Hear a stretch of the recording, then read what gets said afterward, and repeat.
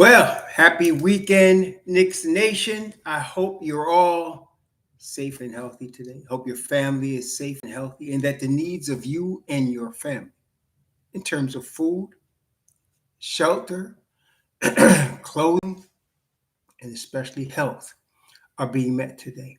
Blessings upon those that work in health, along with first responders, doing their best to save lives. Those that pick up garbage, keep our places clean, and those that make deliveries, especially days like today on game day, for our convenience. Double blessings on the men and women out here trying to help rescue, deliver, and recover teenagers and children, victims of child molestation and pedophilia.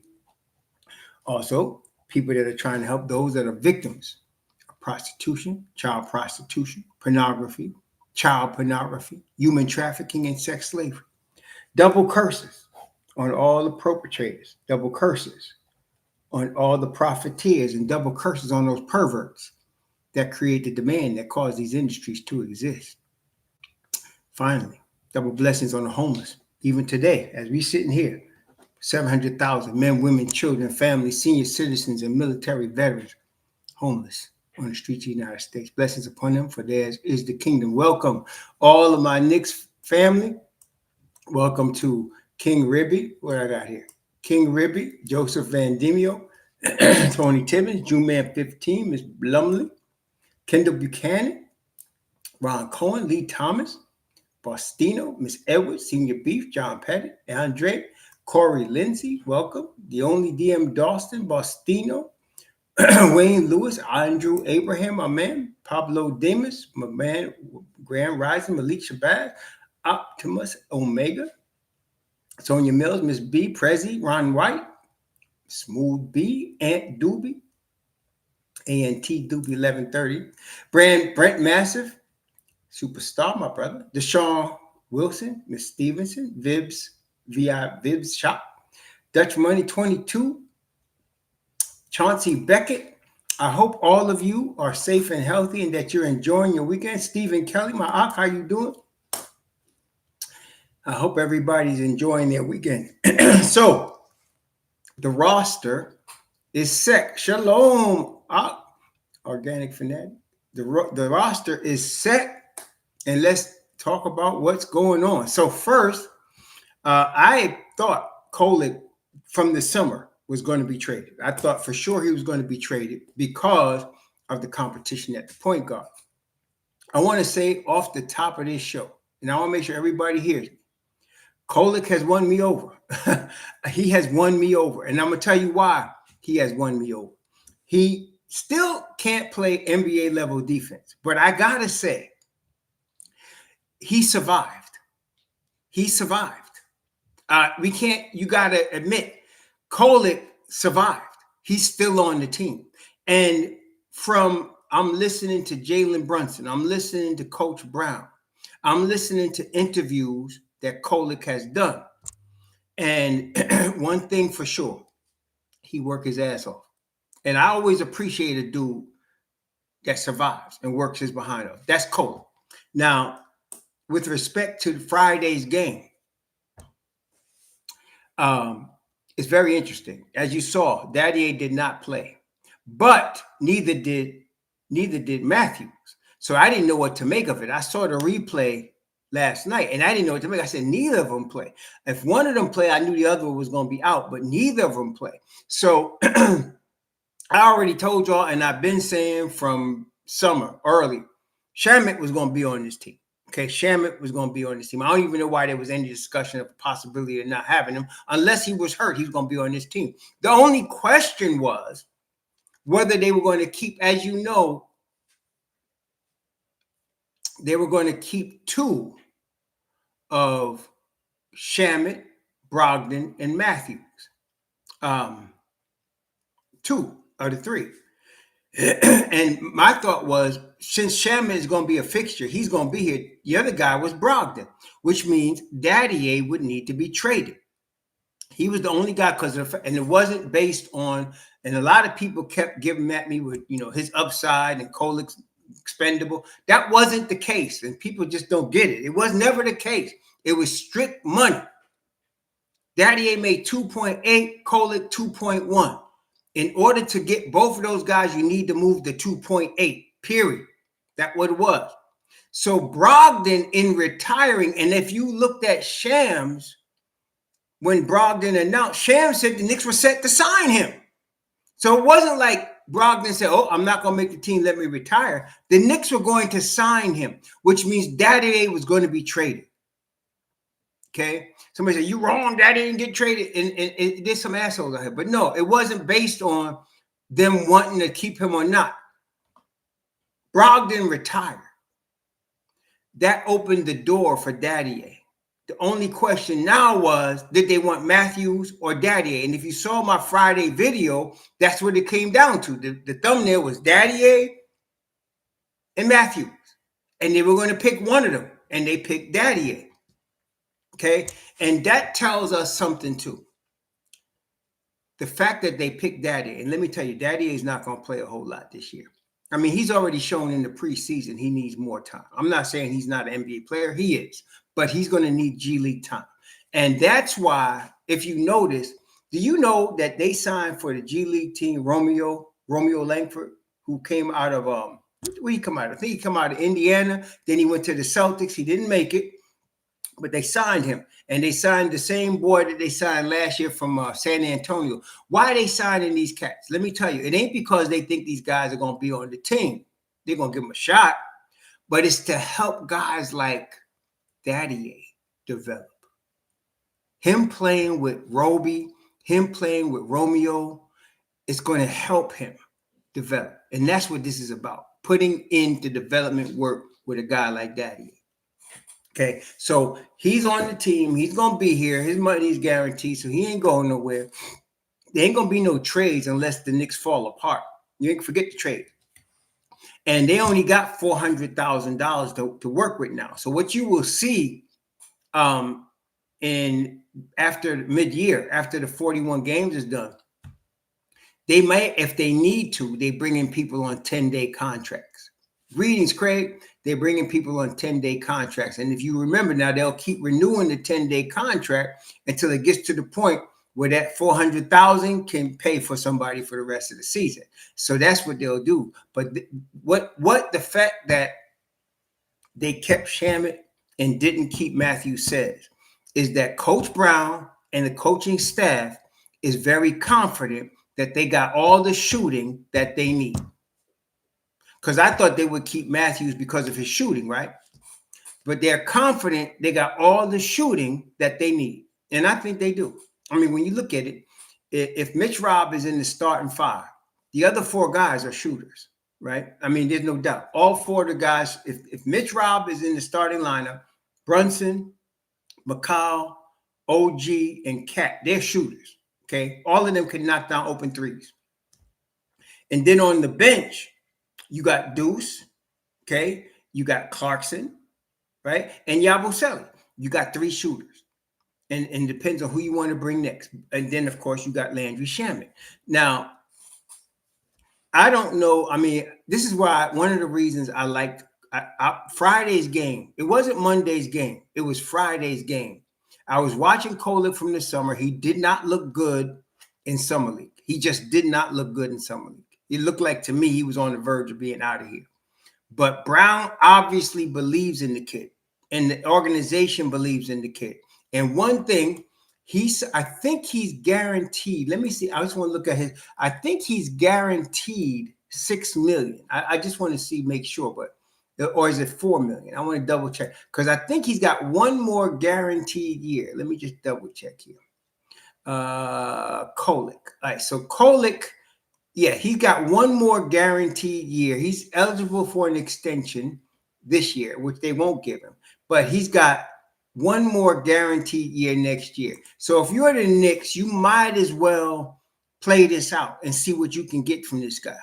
He's a little older, but what won me over Friday, if you notice, when Kolek played, first of all, like I said, Monday was the best game to me that he played in a Knick uniform in any way, whether it's summer, during the season, or whatever. Monday was the best game he played as a Knick, even though they got, they lost to to me, an inferior team. That was the best game he played as a Knick.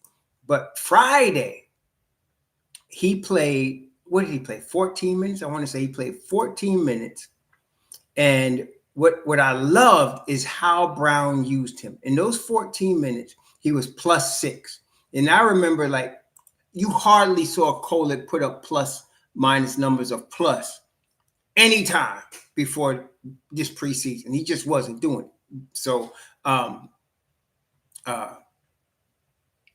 me see. What was I saying? Oh, Corey Lindsay, I'm sorry to hear about your boy get killed last weekend. Oh my God. See, sorry to hear that, Corey. Sorry to hear that. Prayers for Corey and his man's family that got murdered or killed. I didn't say murdered. He didn't say that. He said killed, but killed last weekend. What was I saying? So you hardly saw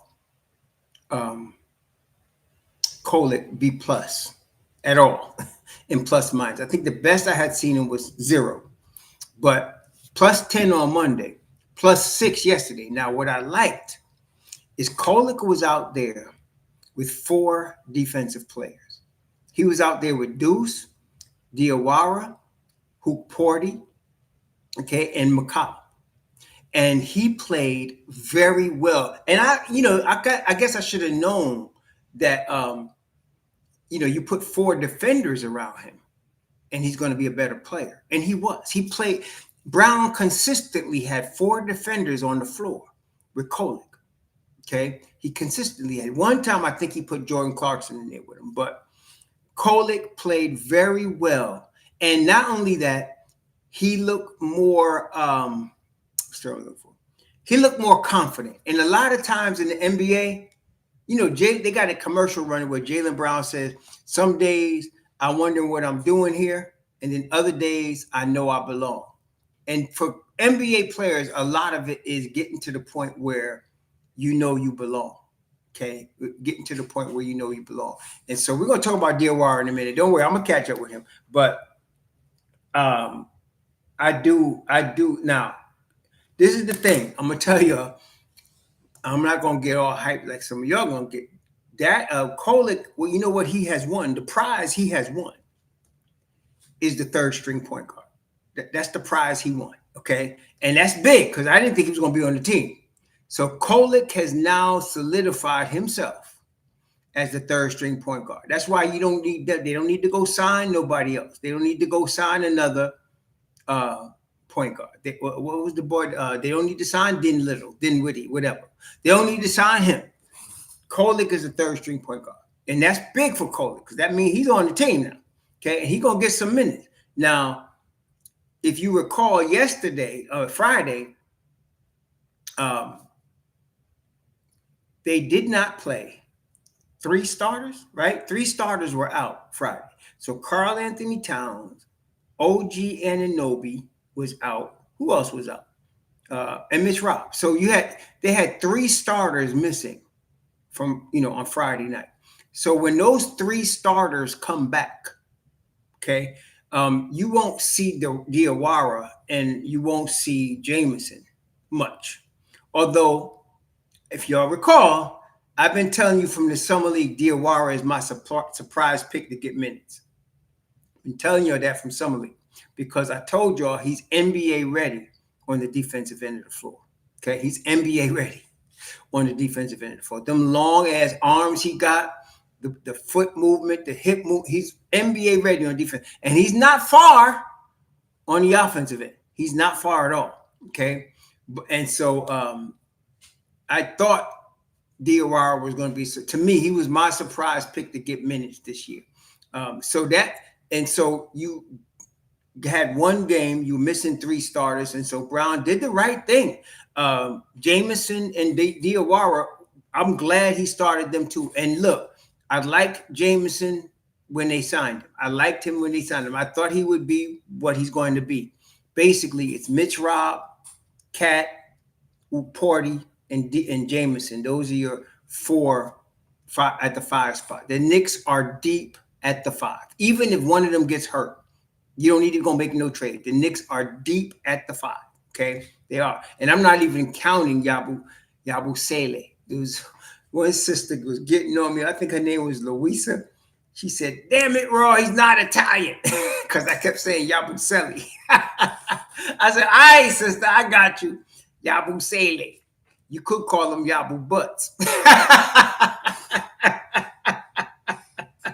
I said to my wife, Yabu Butts. She said, which one is Yabu Butts? I said, you tell me when he get on the floor. And she saw him and she started laughing. I said, yep, there you saw him, Yabu Butts. But Yabu Sele, that's his name, Yabu Sele. So anyway, he don't have to play a lot of five. I would be surprised if we see him. God forbid we should have enough injuries that Yabu Sele has to play five. I don't want to see that. I don't. Yabba do. I guess we shouldn't call him Yabu Butts, but call him French Yabu or Yabu French. Yeah, man. But it was who was it? Was it Yabu Sele or was it Jameson? It was Jameson that met Plumlee at the rim, right? It was Jameson that met Plumlee at the rim. Isn't that right? I think that was Jameson that came up there and met him on that two-hand dunk and sent that, what did they say? Access denied. Access denied. Yeah. So Kolek is on the team. Dadiet is on the team. Dadiet is going to be your 14th man, so don't worry about him. But he's going to get plenty of G League run. I really am secretly hoping, that at some point they convert, when they're financially able, convert Jameson from two-way to a regular roster spot. I'm hoping they'd be able to do that because I like Jameson. Jameson reminds us of remember Kyle? We had a dude from Queens, Kyle. What was his name, man? Who's the dude from Queens I used to play? His name was Kyle. Oh God, Kyle O'Quinn, right? He plays a lot like Kyle O'Quinn, does he not? He reminds me of Kyle O'Quinn. Yeah, Kyle O'Quinn, right? That's right.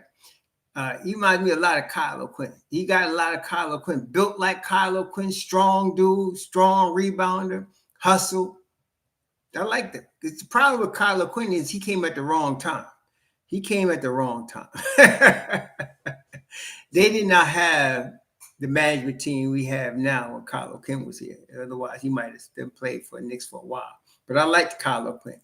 Yeah, he reminds me a lot of Kyle O'Quinn. So I like Jameson too. So yeah, I hope they convert him to a regular NBA contract. Yes, because he's good. And I honestly think that Coach Brown really likes Jameson, and I don't blame him. I think he does. So, yeah. Quinn had the big beard, but in terms of their body type, the way they built and the way they play the game, very similar, those two. So, I hope Jameson sticks around. He's going to be 26 next month, bro.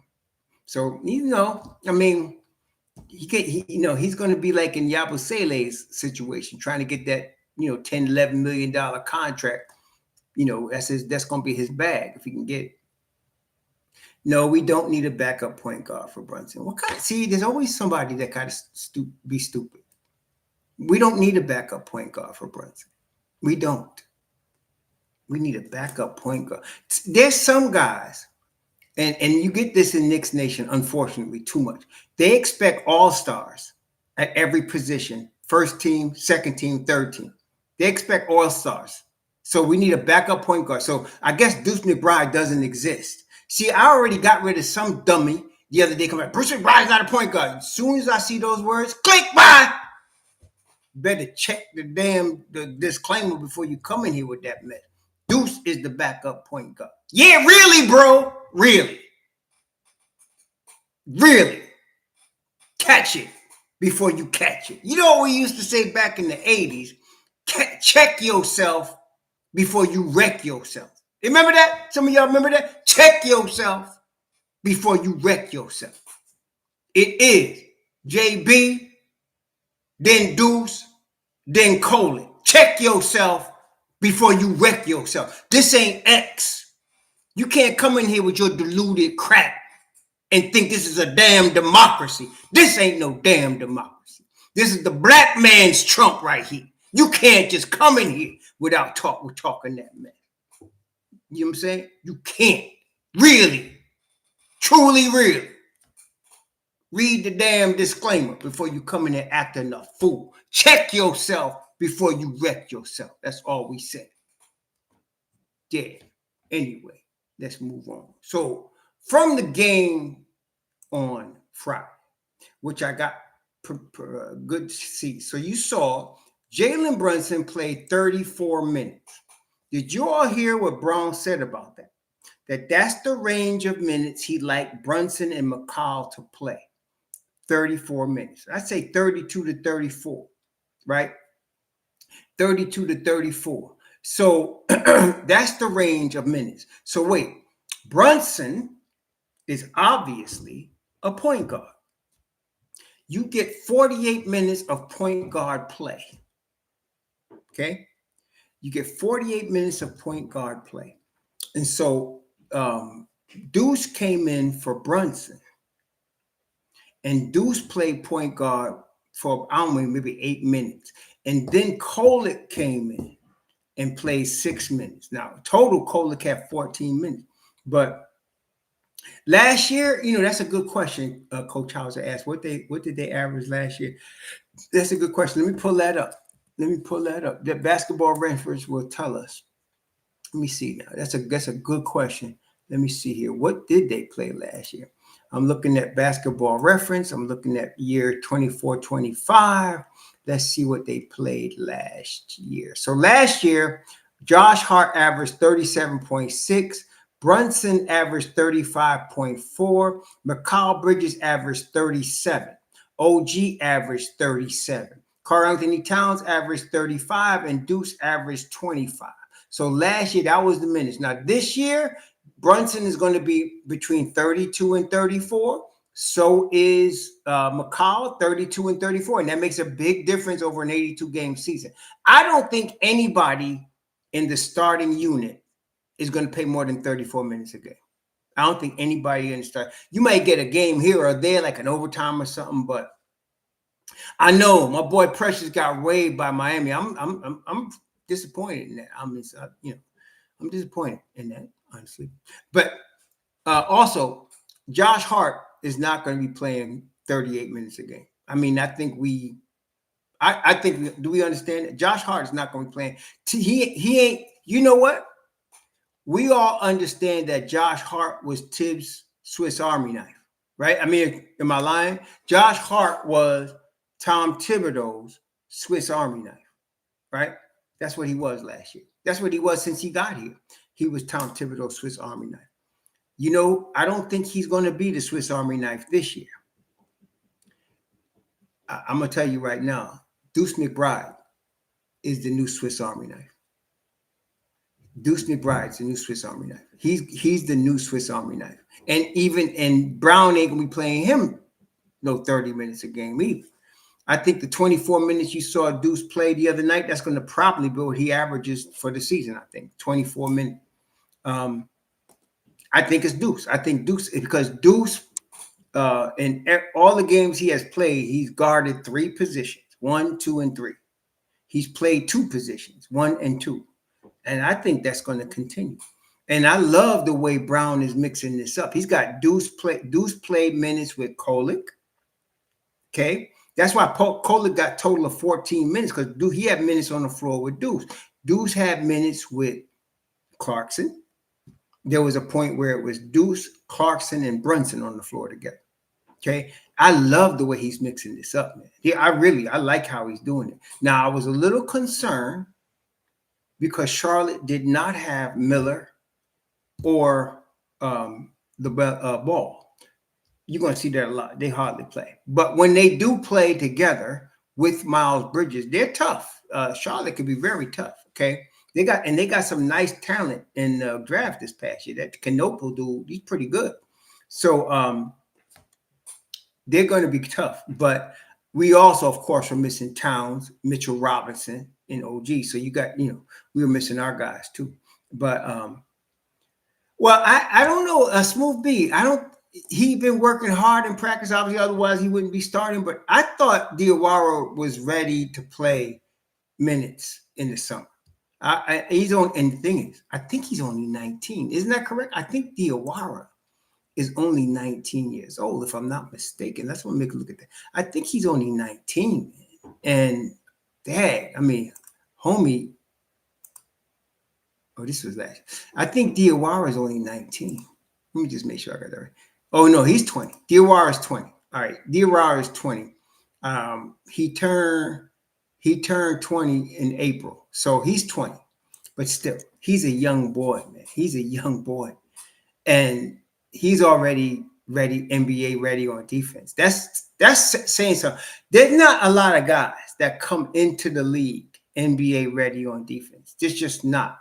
Okay, Deuce was, Diawara is, but it's very, very rare that you get a guy that comes, especially that young, 20 years old, and he's already NBA ready on defense. That's very rare. It's not something that you can count on all the time. There's a couple other players here and there, like Dyson Daniels. When he came in the NBA, he was NBA ready on defense, and he shows that. But the Knicks got a guy in Diawara that's not only NBA ready on defense, but he's not far off on offense. He's not there yet, but you got to give him the speed of the NBA game and all that, right? But he's not far. He's not far off offensively either. So, yeah, and the thing is about him, Webb, I agree with you too. And the thing, he says he flows like a gazelle. He does, and that's just it. He flows. He's like plug and play. He's not a guy that disrupts what you're doing. He fits, and he's a positive. What was he? He was like positive 19 or some crazy. What was? No, he ended up being positive 12. Jamison was positive 20. Deuce was positive 20.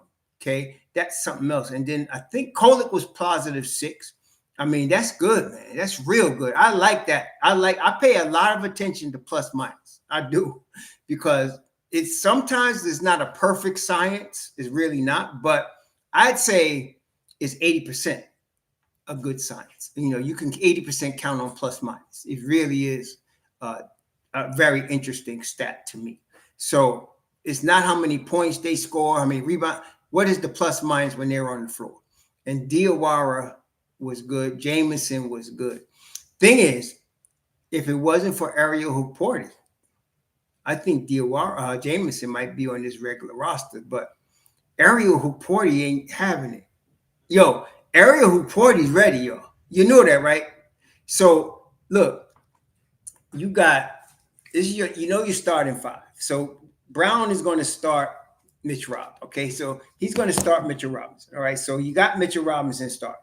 So then you got Mitchell Rob starting. Mitch Rob is starting. So then you're going to have Brunson, McCall, OG, Mitch Rob, and Cat.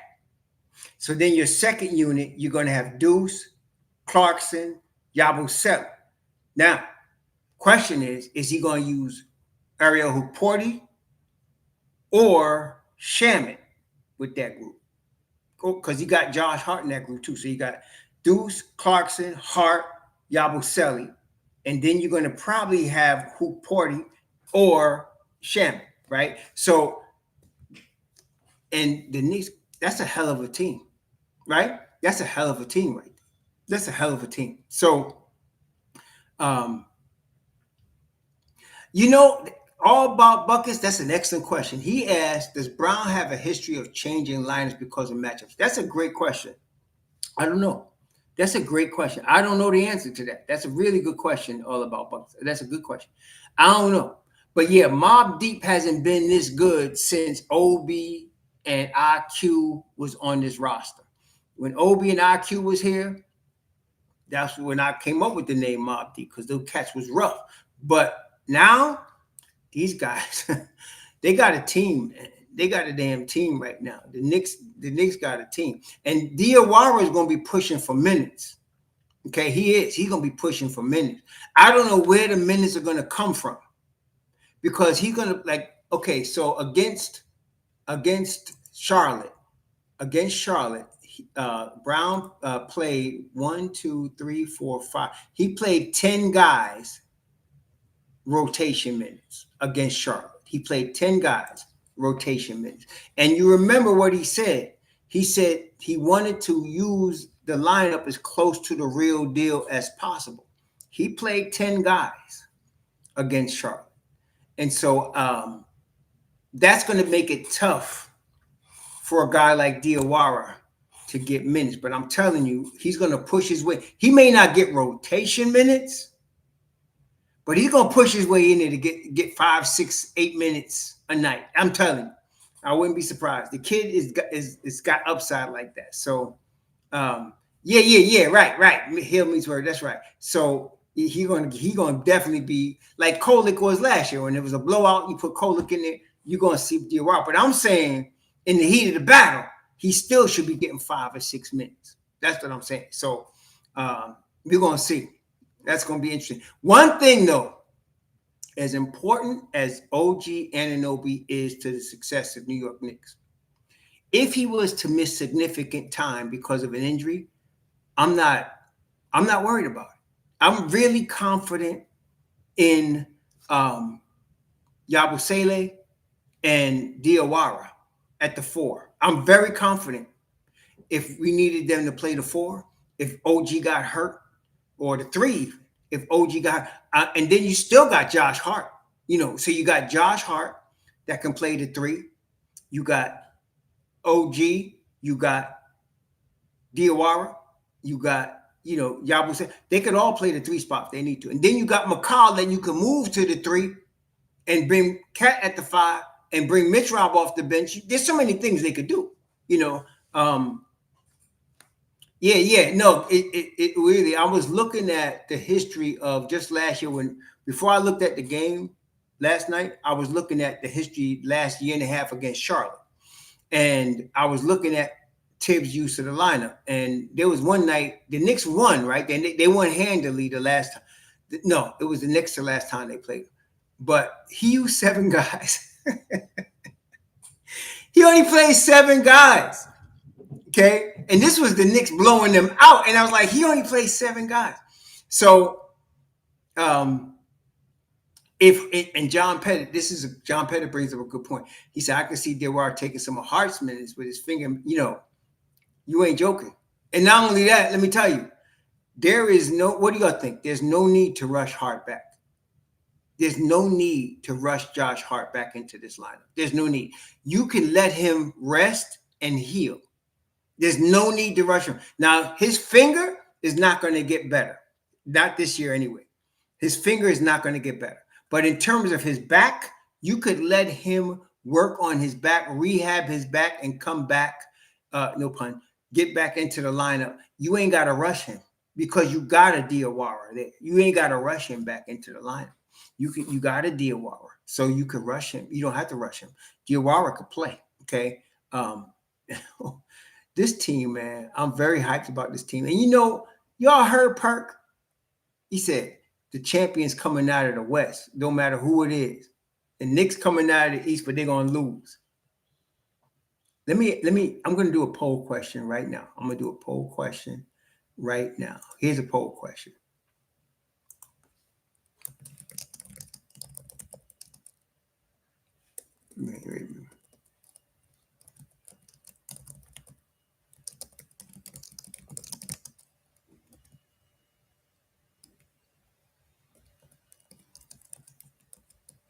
Here's a poll question. You ready? Here it is. Are the 2025 Knicks better than the 24-25 Pacers? What do y'all think? Is this Knicks team better than last year's Pacers team? What do y'all think? Is this year's Knicks team better than last year's Pacers team? You know why I asked that question? Because the Pacers lost to Oklahoma City in 7 games.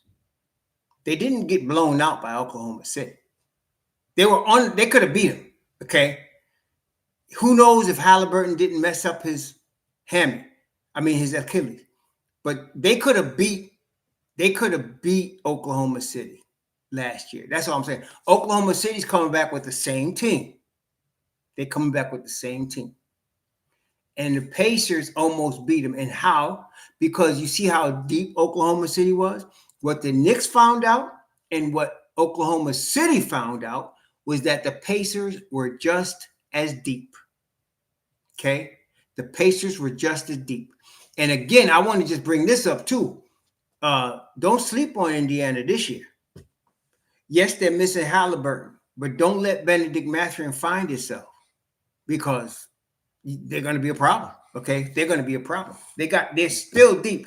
The thing that's hurting Indiana right now, the two things, is Miles Turner and TJ McConnell hurt himself. TJ McConnell hurt himself. So I don't know how serious I think it's a hamstring. I think he might have pulled the hamstring. So it's not like I don't think it's a surgery situation, but that's going to cause Indiana to get off to a bit of a slower start. You're missing both Turner and you're missing McConnell. Now, they do have 3 centers that they're going to use. If you're looking at Indiana's roster, they got 3 centers that they're going to use. They got Jackson, Isaiah Jackson. They have this guy. God, I forgot what's the guy's name.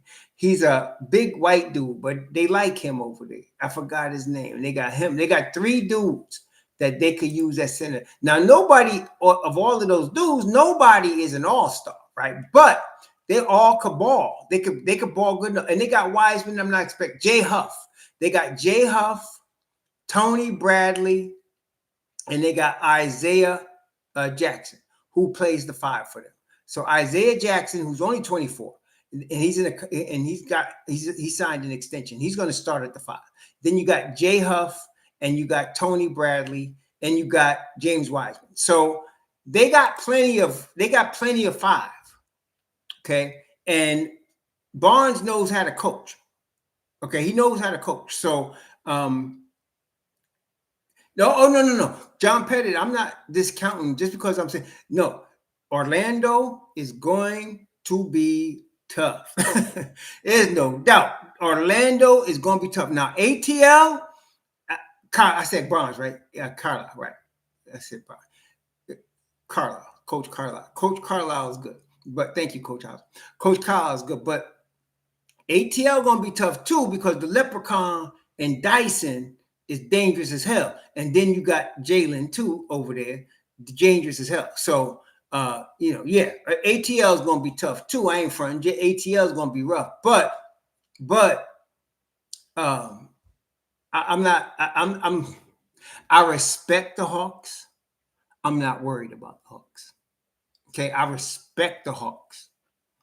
I'm not worried about them though. You hear what I'm saying? I respect them. They're good. Okay, but I'm not worried about them. I'm not worried about Atlanta. I'm not worried about Atlanta. You can't sleep on them, right? But if the Knicks come correct and play their game, Atlanta cannot beat them in 7 games. Atlanta cannot beat them in 7 games if they play their game. So Luke Kennard, and BSPN don't know what the hell they're talking about. They got Luke Kennard. So Trae Young, Dyson Daniels, Zachary Richard, Jalen Johnson, and hell, Kristaps Porzingis is part-time. You might as well put Onyeka Okongwu in there now and quit the BS. So you're going to have Onyeka Okongwu in them. They good. Then you got Nickeil Alexander-Walker and Luke Kennard, nice shooters coming off the bench. The young boy, Asa Newell, he's pretty good. And Mohamed Gaye, he's pretty good too. They got a nice team. But let me just be honest. If you want to compare rotations, the Knicks beat their ass. I mean, right? You look at their rotation. So look at this rotation. So they got, look at it. Here they starting 5. Trae Young, Dyson Daniels, Zachary Richard, Jalen Johnson, and Kristaps Porzingis. They're good. And they got a bench of Luke Kennard, Nicholas Alexander-Walker, and Onyeka Okongwu. They got a young guy, Asa Newell. They got another guy, Mohamed Gaye. They're pretty daggone good. I ain't going front. But hell, you think the Knicks can blow their ass up? You talking about Cat? Jalen Brunson? And by the way, Friday was the first real Jalen Brunson sighting. I think Coach Brown said, let me let you do your thing for a game. Because he was holding back. What y'all think? I think JB was holding back all preseason. And all of a sudden, Friday night, they let a little bit out. And that boy, him and the road runner, they was killing. They was killing. Okay. So, yeah. So, again, like, listen, OG and Cat and Mitch Rock, with the bench we already got, I ain't worried about ATL. I'm more concerned with Detroit, Orlando, and Indiana. I'm not, and listen, let me just, and you know who I'm missing, right? Who I didn't mention purposely. I ain't worried about no damn Cleveland. I ain't worried about no damn Cleveland. Listen, man, I'm going to tell you, let's just be real about it. Let's be real about it. How many top tier talent teams has Donovan Mitchell been on? Just think about that. Both in Utah and Cleveland. How many talent-wise top tier teams has this dude been on? And have they ever been to a conference final? I mean, damn, he had Gobert over there and couldn't get nowhere. Okay? And now he comes to Cleveland and he got I mean, homie he got squad out there, man. Hold on. How far did they go to the conference finals last year? No, hell no. They keep losing in the second round. So he got Mobley, he got Hunter, he got Jarrett Allen, Darius Garland, and he can't get out of the second round. Listen, man, you could fool me once. Shame on you. But if you fool me twice, shame on me. I ain't buying it. I'm telling you, I'm not buying it. They better hope to hell that Evan Mobley becomes the monster that I think he could become. If Evan Mobley becomes that monster, okay, then they could go somewhere. But I'm going to tell you what, I wasn't worried about them last year. I was surprised at how well they started the season. I wasn't surprised they lost in the second round. I wasn't surprised. I ain't worried about the Cavs. Matha Flock the Cavs. I ain't worried about them. And I like Kenny Atkinson. If there's anybody that can get the most out of that roster, it's Kenny Atkinson. So I like him. But then look, who's the mad scientist coach down there in Atlanta? They had him in Utah. And they couldn't get out of the second round. Okay? They couldn't get out of the second round. ATL is different for the mad scientist, though, because I would say, you know, the damn leprechaun. Say what you want, but the boy lets them nuts hang out when it's time to ball now. You know, for him to be coming in Madison Square Garden and rolling dice and all that, he got some nuts on him now, right? I mean, you know he got some gonads on him. He's a bold little dude, man. He got some gonads on him, right? But I'm not worried about ATL. You know, I'm not worried about ATL. You know, no, we good. Trey who? Well, you know, Hill meets World as Donovan or Trey. Now, what you talking about? You in the playoffs? Hill meets World, or you in the regular season? If you in the regular season, I'm going to go with Donovan Mitchell. But if you in the playoffs, give me the leprechaun. If you in the playoffs now, give me the leprechaun. The leprechaun, he don't choke. I ain't never seen the leprechaun choke. You understand? I ain't never seen the leprechaun choke. I'll take the leprechaun in the playoffs. Okay. I'll take that little bald head dude, the old man head looking dude. I'll take him in the playoffs. That little dude right there, he shows up. Okay. I like him. As much as I hate him, you know, because he has to play against our team, but I got respect for the leprechaun. I do. Especially come playoff time. That's why we talking about ATL. We got to keep an eye on ATL, right? Because the leprechaun got Dyson Daniels beside him, an all-NBA defender, right? Plus Jalen Johnson, who really is all-star level talent. And I've been like Onyeka Okongwu coming out of USC. So they got a squad. And then they got some shooters, you know, also coming in there. But, yeah. They rough, man. I ain't going to front. ATL is going to be good. Now, all of us know The biggest ability you got to have on your team is availability. And so injuries, God forbid, is going to, but we know, look, every year teams get hurt. It just happens every year. There is no year where key teams that you expect to go somewhere don't get injuries. Okay, so that's going to happen. Who stays healthy is going to play a large role in how the East plays out. Okay, who stays healthy?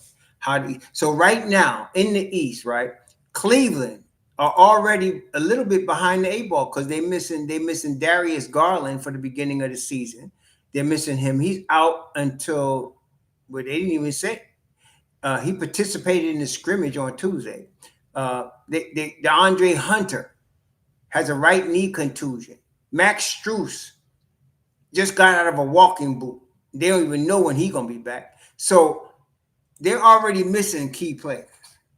Yeah, Max Strus was in a walking boot, man. So they don't even know when he's coming back. And DeAndre Hunter got a knee contusion. They said DeAndre Hunter said he's going to be ready for opening night. Darius Garland may not be ready until November, which is not that far, but still, you're talking about injuries already with the Cavs. That's not a good sign, man. Okay. Oh yeah, KP might injure himself when he walked through the tunnel if he's chewing gum at the same time he's walking. He might hurt himself coming out the tunnel. Is he? No, Andrew, don't say. Andrew, is that right? Is he telling Andrew, you ain't lying, right? You lying, right? Let me just look. Don't tell me that. He just came back.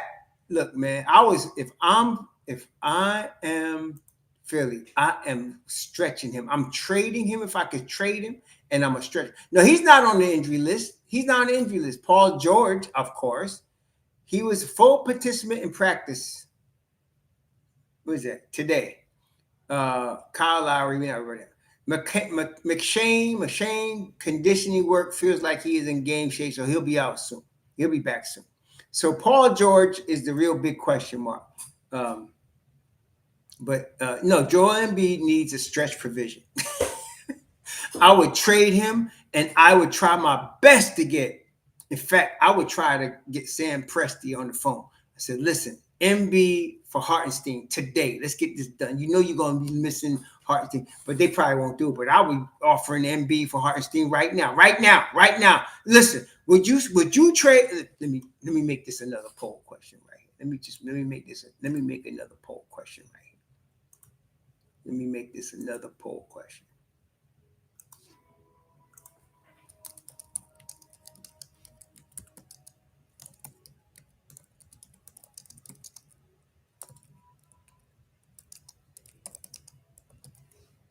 Here's a poll question. You ready? Here's the poll. So would you trade Hartenstein for Embiid right now? Like if you got on the phone with Sam Presti today and Sam Presti, you say, listen, well, all I want is Isaiah Hartenstein sign and trade for Embiid straight up. Let's get this done. I'm doing it. I'm telling you, I'm doing it. I'm doing it right now. I'm doing it. I'm not even wasting no time. But Sam Presti ain't stupid, so he ain't going to do it. Sam Presti ain't going to do it. Yeah, it's exactly Andrew Abraham. Andrew, 88, and that ain't for no Alcoholics Anonymous either. He said, hey, Presti's going to hang up the phone. You ain't joking. Presti's going to say, click. The hell you doing? Presti's going to say, click. That ain't going to happen. I betrayed Hart. And let me tell you, if you had Hartenstein at the 5 right now in Philly with Maxey, and I don't even want to talk about no damn Paul George, but let's just say Maxey, Grimes, and the rookie VJ, right? And you had Hartenstein. Hell, that's a playoff team. And all they need is a little depth. And they got, what's that boy name? The left-hand guy from Kansas. I forgot his name. But they got that's a damn playoff team right now. That's a playoff team. So you put Grimes and McShane coming back. You got Grimes, McShane, Maxey, and VJ Edgecombe. And then you talking about, you got a bench. You got Bona, like Aubrey or Kelly Oubre, and then if you can get 50 games out of Georgia's ass, shit, that's a playoff team. That's at least top 7. I'm gonna say right now. Oh, with Embiid, come on, man. I mean, really, all we really are doing is saying how many games can he last until what is it? His right knee? I don't know. What is it? His right knee, his left one? I don't know. One of them gonna give out, and then all of a sudden he's gonna be back. He's not gonna be out, and they're gonna say we don't know when he's coming back or whatever. Okay. So McCain, right? So McCain, VJ Edgecombe, Grimy, and Maxey, you're guard heavy, but them are some damn good guards. Them boys can ball, right? All them boys can ball. And then you got Kelly Oubre. You got Kelly Oubre, Adem Bona, right? You still got them. You need a little bit more. You got OS Eric Gordon. You need a little bit more. And then if you can get some games out of Kelly, out of damn Paul George, you might be okay. I'd be trading George and Embiid. What I'll be calling around NBA. What you gonna give me for them? I'll be calling around NBA. They're just half a step ahead of the boy that just left Phoenix after he spent his best years in Washington. Just left Phoenix, went to the Clippers. Beal. They just a half step ahead of Beal. Beal is finished. They just a half step ahead of him. That's it. Okay. Wait. Yeah, Gordon and Kyle Lowry, they be sipping that Geritol before they come on the floor. They be both sipping that Geritol, and after the Geritol, they be having their rub downs and all of that. Yeah, yeah. So we'll see, but I'm getting rid of Embiid as soon as somebody takes him off my hands. I am not playing. I've been telling you all that from last year. I'd have got rid of him before this summer was summer 2024. I'd have got rid of him. And I would never have signed all of that money to damn Paul George. They out of their mind. Hell no. Yeah. So yeah, right, Michael. That's what I'm saying. If we can get 50 games out of him, I'm happy about that. That'll help a lot. Okay. But I honestly, Andrew, that's a good question. I've been hearing that rumor, and honestly, logically, I don't know. I don't think it makes sense to me. If the move to get Lowry marketing does not make sense to me. I don't see, honestly, I'm not saying Lowry marketing is not a talented basketball player. He's 7 feet. He's not a center. He's a power forward, and he plays very well. He's a 20-point scorer. But I'm looking at their roster. So you got Cade, LeVert, Thompson, Tobias Harris, Jalen Duren. You got Beef Stew, Ron Holland, Duncan Robinson, Marcus Sasser. I don't understand. I mean, what's wrong with that team? Nothing's wrong with that team. I don't know why would you mess that? And then you still, Jaden Ivey's going to come back eventually. Let's say Jaden Ivey's ready, 100% ready to go in Christmas, right? I think that's a pretty good bet. Jaden Ivey's ready to go 100% Christmas time, right? And listen, what's wrong with that team? I don't know. Why would you, for what? What you need marketing for? I don't understand. That's what I'm saying. I honestly do not think marketing improves their team. That's what I'm saying. If you're looking at the team they got right now that went last year, took the Knicks 6 games to beat, I don't see marketing being that guy that gets them over the top. I don't see it. I'm trying to figure out what's well, Bane is different because Bane is a big time player. I mean, I'm not saying marketing. I don't think he's a playoff performer. I think he's a good guy on a bad team, and I think he's not going to get any better. Bane is trouble for both sides of the ball. Big time 3-pointer, tough as nails. Bane is different. He's just different. So I'm not making a trade for marketing. I don't know why Detroit would do that. And I don't think they will. I think that's just clickbait. I just think it's clickbait. I don't think Detroit is going to trade what they have. They got a nice nucleus. I mean, really, Ron Holland, rookie last year, was very good in the playoffs against the Knicks.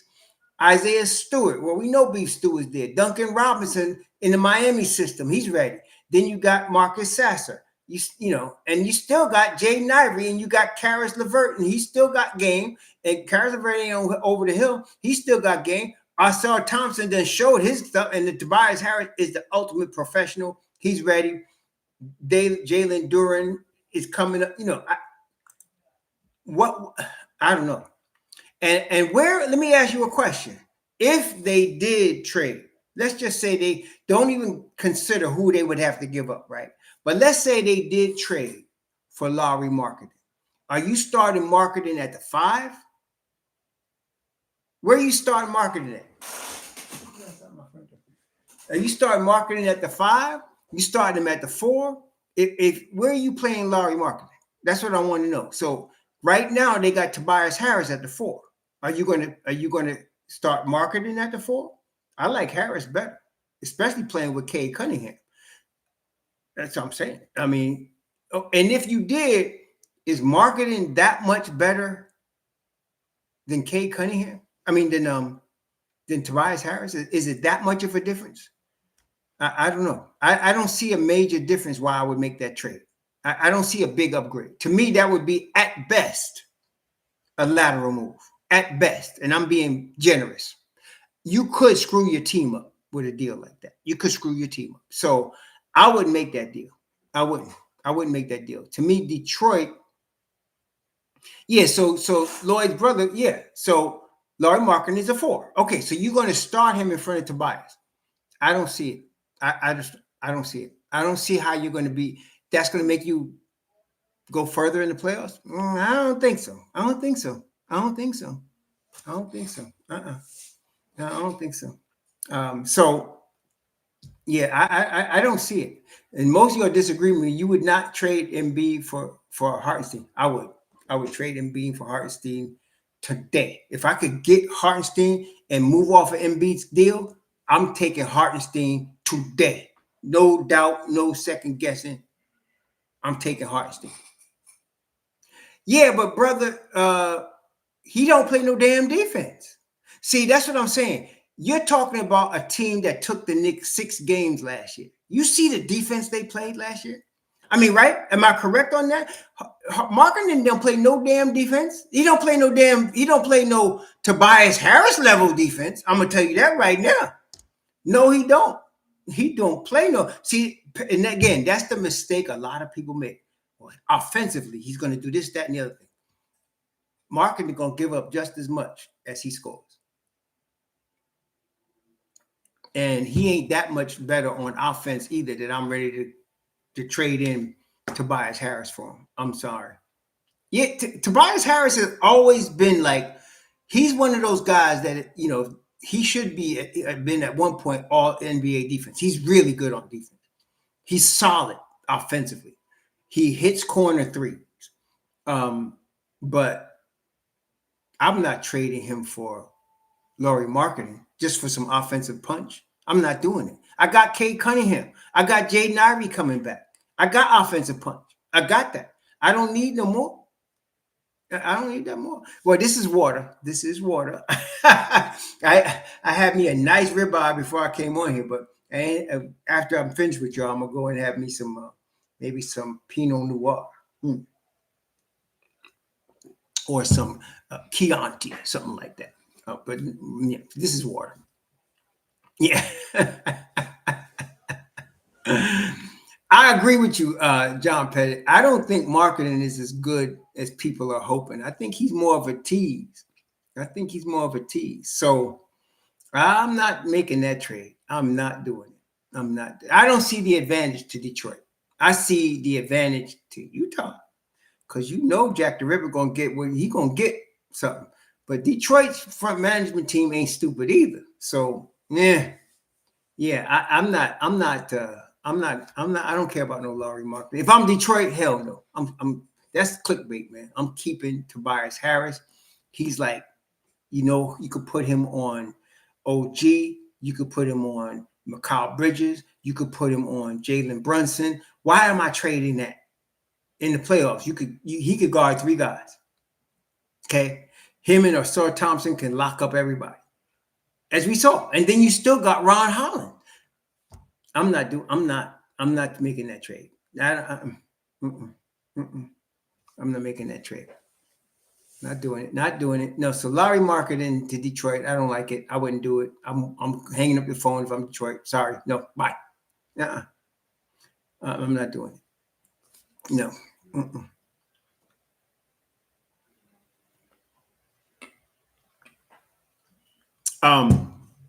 Now, if you were asking me, would I trade beef stew for Walker Kessler? That's possible. I'm not 100% slam dunking that either, but that's possible. I might, and I mean might do that.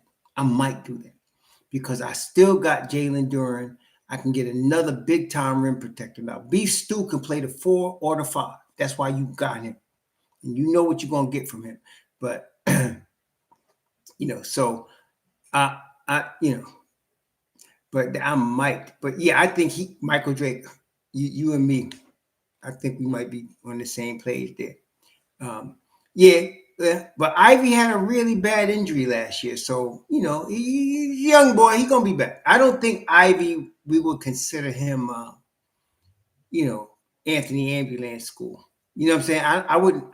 I don't think Ivy is associated with the Anthony Ambulance School of unavailability. He's too young, and he's explosive, and I think he's ready for that next step if we can get him healthy. And I think he can. He's trying so hard to come back. Sometimes players push themselves, and they're not ready to come back, and they push themselves to come back. Yeah. So I'm not. But Jaden Ivey coming back. Like I said, I'm gonna give him all the way to December, and I think he'll be back before then. But they got a good team. Yeah, they got a good team. Yeah, they got a good team. You with the Six Flags, Yuri? All right. I forgot all about Six Flags. Oh yeah, Six Flags is in New Jersey, right? Isn't that right? Six Flags, Great Adventure, New Jersey, right? Okay, I think it is. Well, yes, they're going to miss Beasley and Hardaway. I agree with that. Yeah, they're going to miss Beasley and Hardaway. They are. Um, hey, these things happen, man. Duncan Robinson is going to have to step up. They paying Robinson pretty good, if I'm not mistaken. Isn't that right? They paying him pretty well. Let me see. How much they paying that young man? They paying him. Duncan Robinson is getting paid 17 million. That's good work if you can get it. 6'7", 2 guard, small forward, 16.8 million. He's 31, but that's good money if you could get it. 17 million. They're paying him good, so he's expected to come in here and do business. So let's see what Duncan got. We're gonna see what he got. Because what's his contract? Are they like married to him for a while? Let me see. Duncan Robinson. No, he's only guaranteed this year at 17 million. He's only guaranteed this year at 17 million. He's guaranteed 2 million next year, and he's not guaranteed anything in the third year. So I like what Detroit did. That's what I'm saying. Detroit ain't stupid now. They only on the hook for one $17 million season for Duncan Robinson. Hey, if my man Malik can get his stuff straightened out off the floor, he might even be back with Detroit. He might even be back.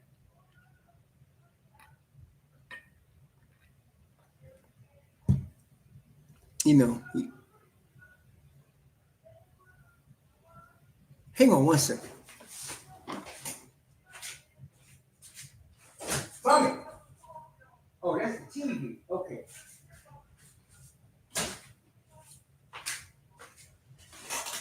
I heard somebody yelling outside. My wife watching TV in the guest bedroom. I thought I heard somebody out there, man. I was like, "What? Who yelling in front of my yard? Who's trying to get the stupid prize? The prize for the stupid guy of the day. Who's trying to get the Formula 44 medicine? I don't know, but it was just the TV. Yeah, the Vicks Formula 44 medicine. Yeah. Tim Hardaway Jr. is in Denver, I believe, right? Tim Hardaway Jr. is in Denver. I think he is. I think he signed a 1-year deal with the Denver Nuggets, if I'm not mistaken. Let me just double check that, but I'm pretty sure THJ signed a 1-year deal with Denver. And that's why one of the reasons why a lot of people are thinking Denver is going to challenge in the West. But let me just make sure. Yes, Tim Hardaway Jr. is on Denver. So Denver is starting Murray, Brown, Johnson, Aaron Gordon, and Joker. And they got Valanciunas, Bruce Brown, Strother, and they got Hardaway coming in. Let's not forget, they still got a dude I liked a lot coming out of college, Deron Holmes. So Denver is going to be good. I think people might be sleeping on them. Yeah, so we'll see. Yeah, we'll see. But Denver, pretty good. That was a bold move to let Michael Porter Jr. go for Cameron Johnson. That was a bold move. Yeah, so yeah, that's exactly right, Lauren Darling. They're trying to go at it with OKC. That's absolutely correct.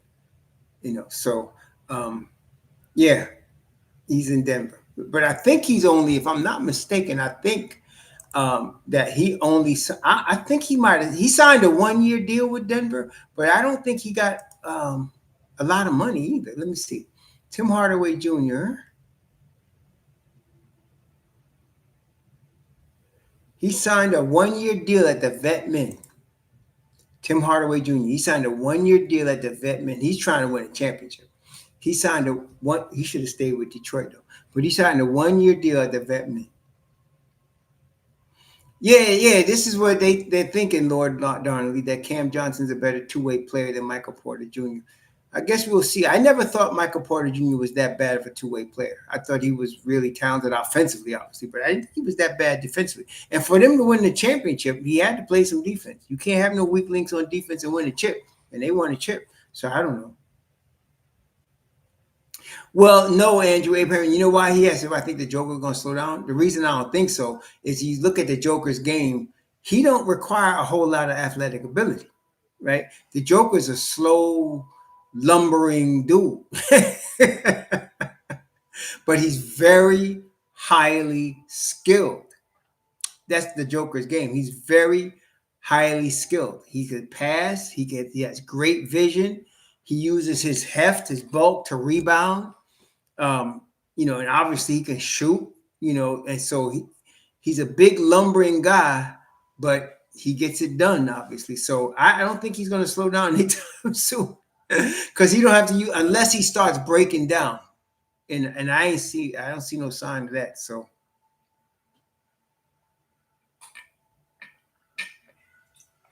yeah, no, Cameron Johnson plays both ways. There's no doubt. I just was surprised at the trade.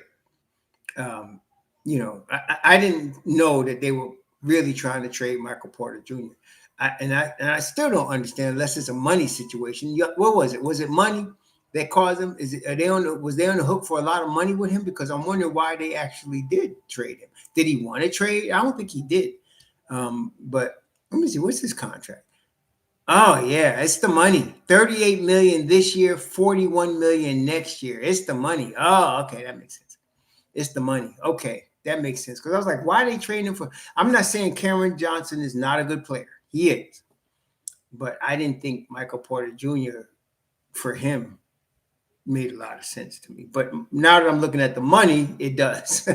Now I'm looking at the money. Yes, I can see that. The money is the situation. So Cameron Johnson is now getting how much? He's getting 21 million. So MPJ is getting 38. It's the money. Yeah, it's the money. So that makes sense. That makes all sense. It's the world of the apron, man. It's the world of the apron. And so you're saving $17 million by getting Cameron Johnson. That's what that was about. You're saving $17 million. So that's it. I think you can pretty much count on Jamal Murray. He's gonna be there. He's gonna be ready to play. And you got Jamal Murray and you got the Joker. That's their cornerstone. So They're gonna be there. Let me see. Are they on the injury report? Let me see who's on the injury report. Aaron Gordon is day to day. Christian Brown is day to day.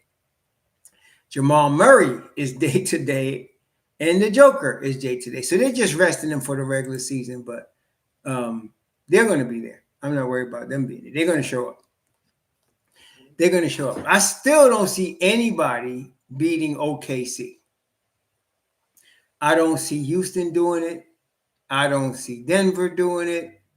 I don't see nobody beating OKC in the West. I don't. They're just too good. They're too deep. Okay. And they got everybody back. They might get a little challenge from something, but I don't see nobody beating them in the West. Okay. Yeah, I don't see it. I don't know. I don't know. Yeah, the Knicks, I think, could do it. The Knicks are deep enough and talented enough to play with OKC. The OKC will not blow out New York. So, no. Yeah, so, but I don't know. Do y'all think anybody could beat OKC in the West? I don't see it. I mean, they're going to be better this year than they were last year. What do y'all think? I don't know. I don't think anybody could beat OKC. Denver is good. They can't beat them. And hell no with the Clippers. Clippers always a tease. I ain't thinking about no damn Clippers. I hope that Zion plays a season, because I think New Orleans could be really good if he plays.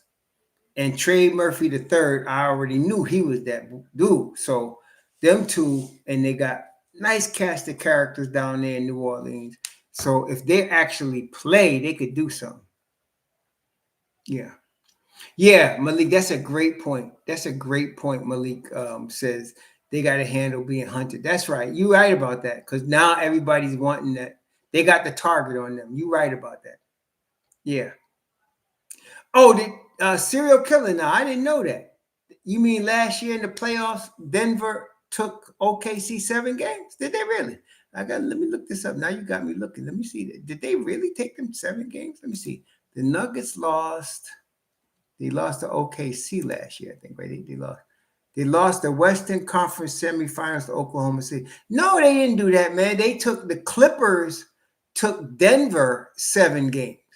They barely beat the Clippers last year. They beat the Clippers in 7, and they lost to Oklahoma City in. Oh, you're telling me that they took Oklahoma? Yes. Okay. So yes, Denver did take. Yes, Denver took Oklahoma City 7 games. Yes, is that what you were saying? I misunderstood. My bad. But you're right. Denver took OKC 7 games. That's correct. They did. They did. You're right about that. You're right about that. I ain't gonna front. You're right. They did. They lost in the second round in a 7-game series, which means it was a tough series. So yeah, man, this is going to be. Let me see. The final 6. Let me see. Well, I think you mean the final 8, right, Michael Drake? Because there will be 8 left, and after 8, there's only 4. So let's see. So Dallas, Denver, OKC. You're missing 1 team in the West. Knicks, Orlando, Bucks. I don't know. Bucks could be a surprise team. Knicks, Orlando, Bucks. I'm gonna say Detroit. Knicks, Orlando, Bucks, Detroit. With Atlanta trying to break in there. Then you got Dallas, Denver, OKC. I'm going to say Minnesota. I'm going to say Minnesota, Dallas, OKC, Minnesota, Dallas, OKC, Denver. And I'm going to say the Knicks. I'm going to say the Knicks. Who you had in there? Let me see now. Let me go back. Let me see what's there. You had the Knicks, Orlando, Bucks, and I'm gonna say Detroit. It's gonna be between Detroit and Atlanta. Yeah. And again, we gotta find out who's healthy. That makes a big difference now. So now if you're gonna tell me Jalen Johnson's out, or Dyson Daniels is out, or the Leprechaun is out for extended time, forget it. That's it. They're not going nowhere. If you're gonna tell me Jamal Murray is hurt, okay, forget Denver too. See what I'm saying? So it depends. It depends, Yeah, see, I'm really not high on the Cavs. I'm more higher on Orlando, Denver, Atlanta, and the Bucks. I'm actually higher on the Bucks than Cavs. Cavs have proven themselves to me to choke too many times. Yeah, but Kyrie is going to be back in January, Coach Hauser. He's going to be back in January. He's already on the court playing, but he's not ready to come back yet. So I think by January, remember, he hurt himself last January. It takes about a year on the ACL, so he should be back in January. Yeah. Knicks, Cavs, Magic, Pistons. Oh, well, yeah, I can see that. I can see that. But I think the Bucks are going to surprise some people. Giannis is still at the top of his game. I think Miles Turner's a better move than people are giving it credit. And they got a good team. Over there. And they went and got some other guys too. Let me see what they got over there. They went and got some other guys there in Denver. Let me see. Let's take a look. I mean, not Denver. Bucks. Let's take a look at the Bucks. Central Division. Bucks. Let's see. The Bucks have Giannis, Miles Turner, Kyle Kuzma, Gary Trent Jr., and Kevin Porter Jr. I think Gary Trent Jr. is a little overrated. And I wouldn't be surprised if Cole Anthony takes him. You got Cole Anthony, Torian Prince, who's probably on the downside, Bobby Portis, and of course, our boy Jericho. And they got Andre Jackson Jr. I think Cole Anthony, AJ Green, Torian, Bobby, Jericho, they're all right. I mean, Giannis is the big ticket right there. So we have to see. I don't know. We had to see how this works out. We want to see if Turner more got something, because Turner is really taking the place of Brook Lopez. Brook Lopez was good for a long time. Brook Lopez was that piece that with Jrue Holiday that got them the chip. Okay, that was the piece that got them the chip. And he played at a high level, well past time he was supposed to. Yeah, right. Thanasis, is that his name? Thanasis. He's lucky he got a brother that's Giannis. Because he riding no coattails. And I would do the same thing. If my brother's on the team, you got to sign me too. Give me some millions. Give me some millions, man. Shoot. Yeah, so let me see here. Let me look at the poll. Let's see. Oh, wait. I thought I ended that poll. It's split right down the middle. Hartenstein and Embiid. Okay, let me end it. I thought I was starting another poll.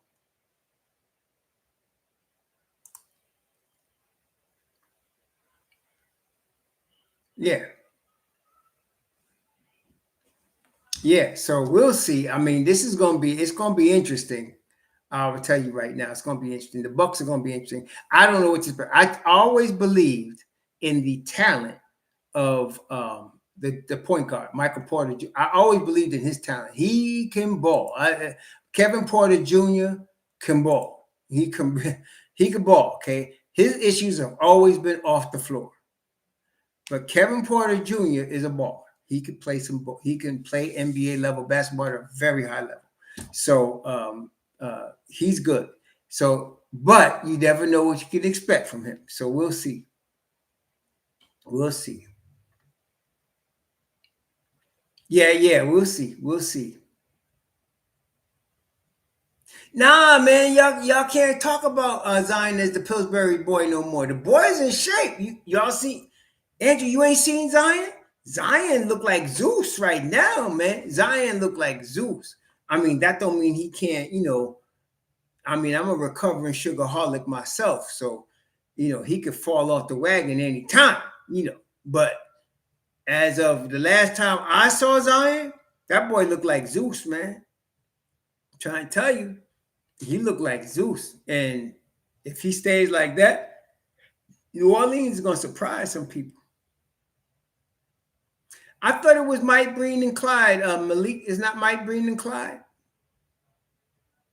I thought it was Mike Breen and Clyde. That was, yeah, cocaine's a powerful drug, but sugar I ain't gonna front. To me, sugar is just as powerful as any other narcotic. Talking about that white sugar, processed sugar. That is an addictive drug, and I'm a recovering sugarholic. I've been clean now for I don't know how many months, but I've been clean for a minute. I ain't gonna mess with no sugar, but it's on NBC. Oh, that's right, Malik. It's on NBC. I don't know who they're gonna have. I don't know who they're gonna have. High fruit. That's right. High fructose corn syrup, whatever other high names they have for sugar. So Zion, if he goes to Sugar Anonymous and stays off the sugar, I think he has a chance to keep that weight off. Zion looked good, man. I ain't gonna front. Zion looked good, and in preseason he looked good. Preseason he looked good, and him and Trey Murphy III look good together. They're missing that defensive guy. What's his name? They missing the defensive boy that they got from Auburn, or was it Alabama? But he's a solid defensive player, man. Really good defender, and he was starting for a lot. And he can almost lock up anybody. What's that guy's name? Let me see here. Let me see. Herbert Jones. So they got Zion, and I like the young center, Eve Macy. Zion, Herbert Jones, Trey Murphy III. I don't like Jordan Poole, but I ain't saying that. They got Sadiq Bey, Jordan Hawkins, and Fears. I don't put no trust in Kevon Looney. In fact, I think Kevon Looney is out. And then you got Derek Queen. I have no idea what they saw in that boy, where they thought they were going to move up to get him. I have no idea. But let's just see if they do what they're doing. So Kevon Looney was going to miss 3 weeks with a knee problem. Then they supposedly have DeJounte Murray. He could return after New Year's. So we'll see. We'll see. Yeah. Herb Jones. Yeah, they got Herb Jones. Nice. They got the nice defensive perimeter guys. They got some Trey Murphy III, Herb Jones, tremendous defenders at the point of attack. I don't know about Jordan Poole. Yeah, they got Jordan Poole starting. So I don't know. Well, that's them, man. Do you, boo? That's, you know what I'm saying? Do you, boo? They got Jordan Poole starting, and they got Jeremiah Fears, the rookie, and Jose Alvarado on the depth chart there. Sadiq Bey is behind Herb Jones, a nice backup to Herb Jones. It's Sadiq Bey. So we'll see, man. This is going to be interesting. We're going to see. We're going to see. Yeah, so. Well, Lord Damley, that's Hoop Party's job, man. Don't be dissing Hoop Party. I like Jameson too, but that's Hoop Party's gig right there. So they're going to be playing Mitch Robb, then Cat at the 5 after Mitch Robb, and then Hoop Party, and then Jameson. Now, I would like to see Mitch Robb start, never play Cat the 5, and then go with Hoop Party and Jameson. But we got to remember, there's no player in the NBA that plays the 5 that can guard Karl Anthony Towns. That guy doesn't exist. I don't care who it is. If it's the young boy down there in San Antonio, I don't care who, Jan Bama, Victor. No. There's no 5 in the NBA that can guard El Gato Grande. There's nobody. So that's why you got to play him at some 5, because you have an advantage. As soon as he plays the 5, you have an advantage. So Cat will start at the 4, and then you're going to see him play some 5. And man, woo, the Knicks is going to be something else, man. You mean Miles Turner, Senior B? You mean Miles Turner? Miles Turner, he was really good defensive. Yeah, he's good on the defense. But even him, he needs help. You cannot guard him one-on-one. I don't think so. You're going to see now. Miles Turner had help. Nembhard, right? He had help. He had Nembhard, Neesmith. He had help. They play great team defense under Rick Carlisle. Great team defense under Rick Carlisle. They really do. So, it wasn't one-on-one because you're going to get beat. Karl Anthony Towns is going to do you. There's no doubt. So you need help. There's no doubt. But this year, if you're going to get help on Karl Anthony Towns, that means you're going to leave OG, Kyle, JB, or the lob threat, Mitch Robb. You're going to leave somebody open, and you might have a problem. Okay? Yeah, I don't know, Andrew. He has his cat playing the 5 to close game. I think it depends. Looking at how Brown does things, he's not like Tibbs. It's not like he has an automatic 5 to go to in the fourth quarter. He's going to look at what group played good together during the course of a game, and he's going to decide. Because he got a lot of flexibility, right? He got a lot of flexibility. Yabu Selly, Yabu Butts. I like him though, man. He's a tough guy. He's a tough young man. He's gonna play the 4. I like his shot is gonna come along. It's gonna be better than he's shown so far. I think the more he gets into flow, he's gonna be better. So I like Yabu Selly. I don't care if he's 283 or 303 or whatever the hell. I think he's gonna be all right. I like him. He'll be all right. He'll be all right. Okay, he'll be all right. Yabu Butts.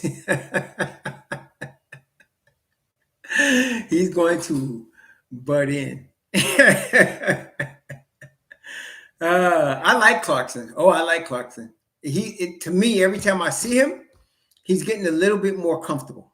Like his first preseason game, he was shaky, but by Friday's game, he was way more comfortable. Way more comfortable. So, I like Clarkson. I think as the year goes on, he's going to get much more comfortable. And the more comfortable he gets, the more dangerous he's going to be. I like Clarkson. Clarkson is totally dead set serious on trying to get this championship, man. And he's young enough to really contribute. So, yeah.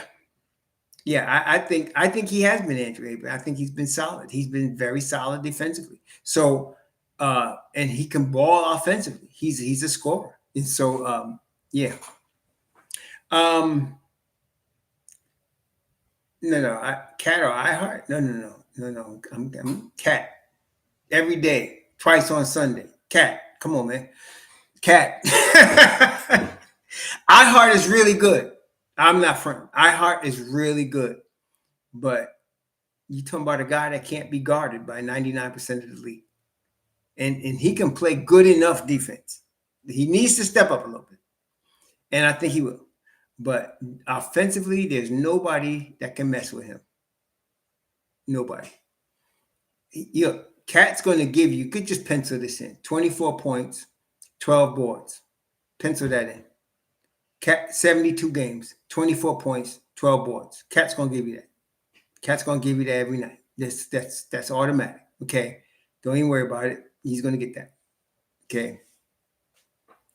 Yeah. Yeah, I agree. Mitch Robb's going to help him a lot. So will Ariel Hoop Party. Ariel Hoop Party will too. Yeah. Yeah, Cat did lose weight. And so did Brunson. They both look slimmer and ready to go. So, yeah. So we're going to see, man. We'll see. But I would take Cat. Cat is all NBA. And he ain't like, barely made. He's legit all NBA. That means he's one of the 15 best players in the league. I'm taking him 10 out of 10. See, the reason I would take him before Embiid is because Embiid is on the board of directors of Anthony Ambulance University. And not only is he on the board of directors, he's getting like $50 million a year. I don't want to pay no guy $50 million a year to miss 30 to 40 games a year. You can't win with that guy. You can't. Mm-mm.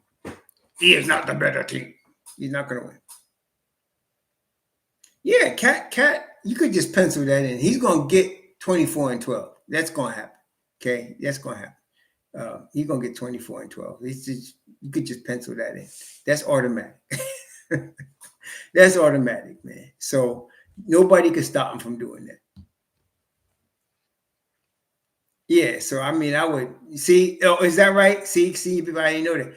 I'm getting rid of him. I'm stretching him. I'm sorry. I'm either waving and stretching him, or I'm trading him for what I could get.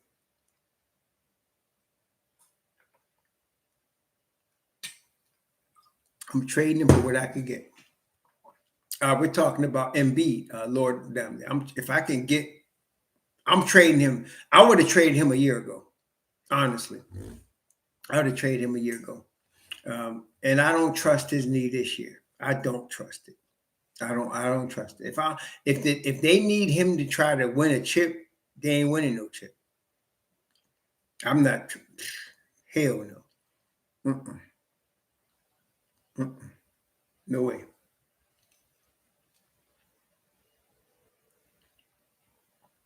That's what I'm saying, man. I'm stretching Embiid. If I could trade him first, because I'd rather not stretch him, I could trade him and get him off my books. I try to do it. But yeah, I trade or waive one of. If I can trade one and stretch one, I'm doing it. Yeah, I agree. That's what I'm saying. He ain't fooling me no more. He ain't fooling me. So he can fool everybody else about how ready he is and he's close and all that BS. Listen, I'm gonna slough him off on the sucker somewhere. There's some sucker in the NBA that will give me whatever for him. I would take it. Take it. Shoot. Who got all them draft picks? Oklahoma City, Houston. I'm trying to get something. Give me something. What you? I'll be calling. What you giving me for him? Shoot. He done fooling me. But see, I don't know. I think Daryl Morey might be, or Utah. Yeah, I deal with Jack the Ripper. I would call Jack the Ripper. I will call him. What you give me for Embiid? He'll say, I'll give you one number one, and I'll give you Laurie Marketing, and I'll give you whatever. Walker Kessler, done. Done.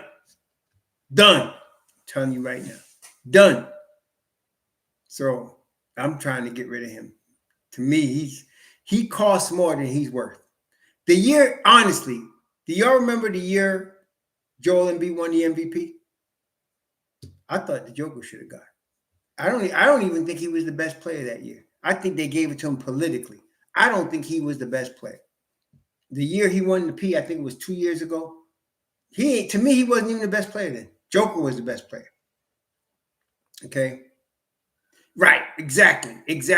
No, Lord, didn't you? You right. I'm looking at Toronto, Portland, Utah, somebody. I'm trying to tell you, I'm moving him. I'm moving him. Yeah, so I know that's true. Oh gosh, yes. Wizards, right? Wizards, Hornets, Nets. What you giving me for Joel Embiid? Talk to me. I'm calling all of them. Talk to me. What you giving me for him? And then the other guy, PG, stretch and wave, stretch and wave, stretch and wave, stretch and wave. Bye. That's what I'm saying. And I'm storing up $30 million a year for Isaiah Hartenstein come next summer. Give me Isaiah Hartenstein, and we flowing. We in the flow. If I'm Philly, there's no doubt. We in the flow. I'm looking at the tax bill. OKC, I'm calling Sam Preston. You want to do a sign and trade now, or you want me to just get him for free in the summer? What you want to do? Okay. I don't know, Michael Drake. I don't know. I have no idea. I wouldn't have signed him to nothing, man. I'm trying to tell you, that guy's a tease, man. Hell no. Mm-mm. Yeah, but you paying him so much money, Lord. Them. That's what I'm saying. That's too much money. How much money? How many more years they got to pay him? Let me just see. How many more years do they have to pay Paul George? How many more years do they owe him? Because he's costing too much money just to be a mentor. Oh hell no, that's too much money, man. Let me see. Paul George, 51 million, 52 million this year, 54 million yesterday, and a damn player option for 56 million. Hell no. Uh-uh. Mm-mm. I'm waving and stretching him. I'm gonna try to trade him, but if I can't trade him, I'm waving and stretching him. Mm-mm. There's no way. But for what, Dio? We don't need Dinwiddie. Mm-mm. The Knicks, right now, if you stop dreaming for a second and look at their team, the Knicks don't have any holes anywhere. The Knicks have no weaknesses, not at any position, not at point guard, not at shooting guard, not at small forward, not at center, not at power forward. The Knicks have no weaknesses right now. So there's no need to trade for anybody, get anybody, sign anybody. Right now, the Knicks are straight. Now, if somebody gets hurt, maybe. I mean, look, Josh Hart is hurt, but we ain't missing him. We ain't missing him right now. He could take his time. Diawara could step right in. I'm not worried about Josh Hart right now. Diawara could step in. He could.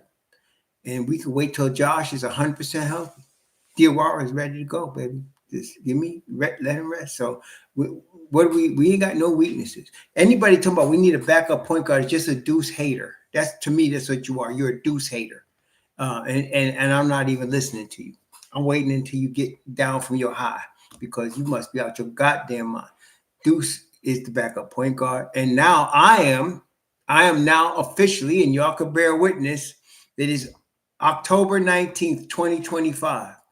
I am now Tyler Kolek Hive. I'm with Tyler Kolek, man. He won me over. That boy won me over. The hard work, the hustle, the ability to survive when he should have been gone. He won me over. He did. And I like that Brown is smart enough to play him with 4 defenders around him. Tyler Kolek has won me over. I ain't going to front. The boy has won me over. I'm pulling for the boy now. See, I can admit when I was wrong about a boy. I was ready to get rid of him. Y'all know, y'all can bear witness. I'm ready to get rid of him all the way till this week. But once I saw that it wasn't going to be him and it was going to be Dadiet because of 2.8, okay. Then he played good on Monday. He played pretty good Monday, but it was Friday that he won me over. It was Friday. He's a survivor. Do you know Jalen Brunson is a survivor, right? They weren't expecting him to be much second round in Dallas. They were thinking he was going to be okay, and they wouldn't even offer him $55 million. Look at Jalen Brunson now. Jalen Brunson's a survivor, okay? You know who else? Tough as nail survivor? Deuce McBride. Tough as nail. How many years? Every freaking year, there's a whole contingent of Knicks fans. Deuce getting traded. Deuce going to lose his minutes. Deuce is the odd man out. I've been hearing this for the whole time the boy's been in the Knicks. He's a survivor. Thriving, okay? Thriving. Listen, lockdown defense on Friday, right? Lockdown defense on Friday. 15 points, 4 3-pointers, 4 of 6 from 3. Lockdown defense, steals, assists. What else you want? Shoot. Yep. Mitch too. Mitch is a survivor. Mitch is lucky though, man. How could you be hurt so much and still be on the team? But he did single-handedly destroy Cleveland. Can't forget that. He did make Joel Embiid look like a whiny-ass little boy. He did. So you got to give him that. And last year, Boston was desperately trying to foul him because if he's on the floor, they was in trouble. Okay. And I'm not buying this whole thing that if Tatum didn't hurt his Achilles, the Knicks were beating their ass at the time. They were trying to come back, and they weren't at the time Tatum hurt his Achilles. Okay. It wasn't like they were going to beat the Knicks. Now, I say Indiana could have beat OKC if Halliburton didn't hurt his, but I don't care if Tatum was there or not, they were going to get their ass beat. I heard Jalen Brunson. I don't know how we lost them 2 games. You lost them 2 games because you weren't better than the Knicks. You lost. How come people don't do that? Like, I'll give Indiana credit. They were better than the Knicks. That's why they made it. They were better, okay? They were better. The Knicks shouldn't have lost that game in New York at all. So that Indiana was ready. They took it. Give it to them. But Jalen Brunson, I can't believe we lost to the Knicks. You're going to lose to them again, fool. You better hurry up and get your boy Tatum back in there. You're going to beat your ass again. Shoot. Yeah, McCall took that ball from give me that ball. I love the way he did it, too. Man, please. Man, shit. No, you got to give credit where credit is due. Knicks beat Boston ass. And that's why I'm saying They didn't even go. Listen, it didn't even go 7 games. It went 6 games. The Knicks won 2 games in Boston. Okay, in Boston. See, the regular season don't mean a whole lot. Who is playing ball in April? Isn't that what we always saying, y'all? Say what you want about Tom Thibodeau. That fool always had his teams playing their best ball in April. Okay, and so yeah, don't mess with. The Knicks beat Boston's ass, and Boston had that ass whooping coming. And Tatum got hurt trying desperately for them to make a comeback from the ass whooping they were going to get anyway. So Hart is eligible for an extension. I doubt he gets it though. See, that's what I'm saying. Watch next summer. Watch next summer. That's all I'm saying. Hartenstein is not out of the radar. Josh Hart might be. I know it's the whole Villanova thing, but listen, we did see them trade Dante DiVincenzo, didn't we? We did see them do that. And none of us, I don't think any of us in Knicks Nation wanted them to trade Dante DiVincenzo. There's nobody that wanted them to trade Big Ragu. Am I right about that? None of y'all, I didn't. Nobody wanted Dante. And in fact, Minnesota wasn't going to do the deal. They didn't want Juju. They wanted Ragu. See? And they got him. Dan Ragu was a ball player, man. That boy was big time at Madison Square Garden. That big shot he hit against Philly, man, what? No. You know what I'm saying? So, nah. But we're going to see about Josh. I'm not saying Josh Hart ain't fire now. Josh Hart is a baller, okay? But this is a little troubling. Back and finger, that happens to players when they start getting older. And he's getting $20 million plus this year. And I don't think he's on a player option next year. Let me double check. I think it's a team option. Let me just double check. Let me see. He's eligible for an extension. I don't think that I'm gonna guarantee you they're not extending him this year. They are not doing it. I'm 100% guarantee you that. So he got $19 million coming this year. He's got $21 million coming next year. He's eligible for an extension this year. He's not getting it. They're not giving it to him. I'm gonna tell you right now, they're not giving it to him. When is he? He starts in August of 26. He can get an extension. They are not giving it to him. I'm gonna tell you that right now. They're not giving it to him. Okay, they're not giving it to him. And so you take that $21 million. You need to find $10 million more. You need to find $10 million more, and you got Isaiah Hartenstein. That's what I'm trying to tell you. And you don't got to trade for him. You're talking about a free agent. You need $10 million. You need $10 million and you can get Isaiah Hartenstein next year. I don't know where they get it from. I don't know where they're getting the $10 million, but they need $10 million. Next year, let me just see what their cap looks like next year. Let me just see what their cap looks like next year. Let me see what their cap number is for 25-26. Let's see here. For 25-26, the Knicks have, let me see what they got. Let me see, 25-26. I don't know what they're going to do. They don't got the money. I'm trying to see where they got the money. They don't have the money. Because I'm thinking for next year, let me see. Let me look at next year, 26-27. Let me look at next year. Next year, as it looks like right now, the Knicks will have, they're not going to have, they got $16 million in second apron money. Okay. They got $16 million in second apron money, but they're going to extend Deuce, and they're definitely 100%. They're going to extend Deuce next summer. They're going to extend him. Mitch Rob, I don't know. I don't know if they're going to do Mitch Rob, but they're going to extend Deuce. And if they do extend Mitch Rob, it's because they won a championship. Okay, but no, don't worry about Najee for another 2 seasons. Najee's only 20. Don't worry about him. they still want to keep him in the G League. Keep his rights and develop him. Najee ain't nobody we got to worry about right now. But if the Knicks win a chip, Mitch Rob coming back. If they don't win a chip, you're going to see Isaiah Hartenstein next year. I'm telling you. The Knicks are going to go after him.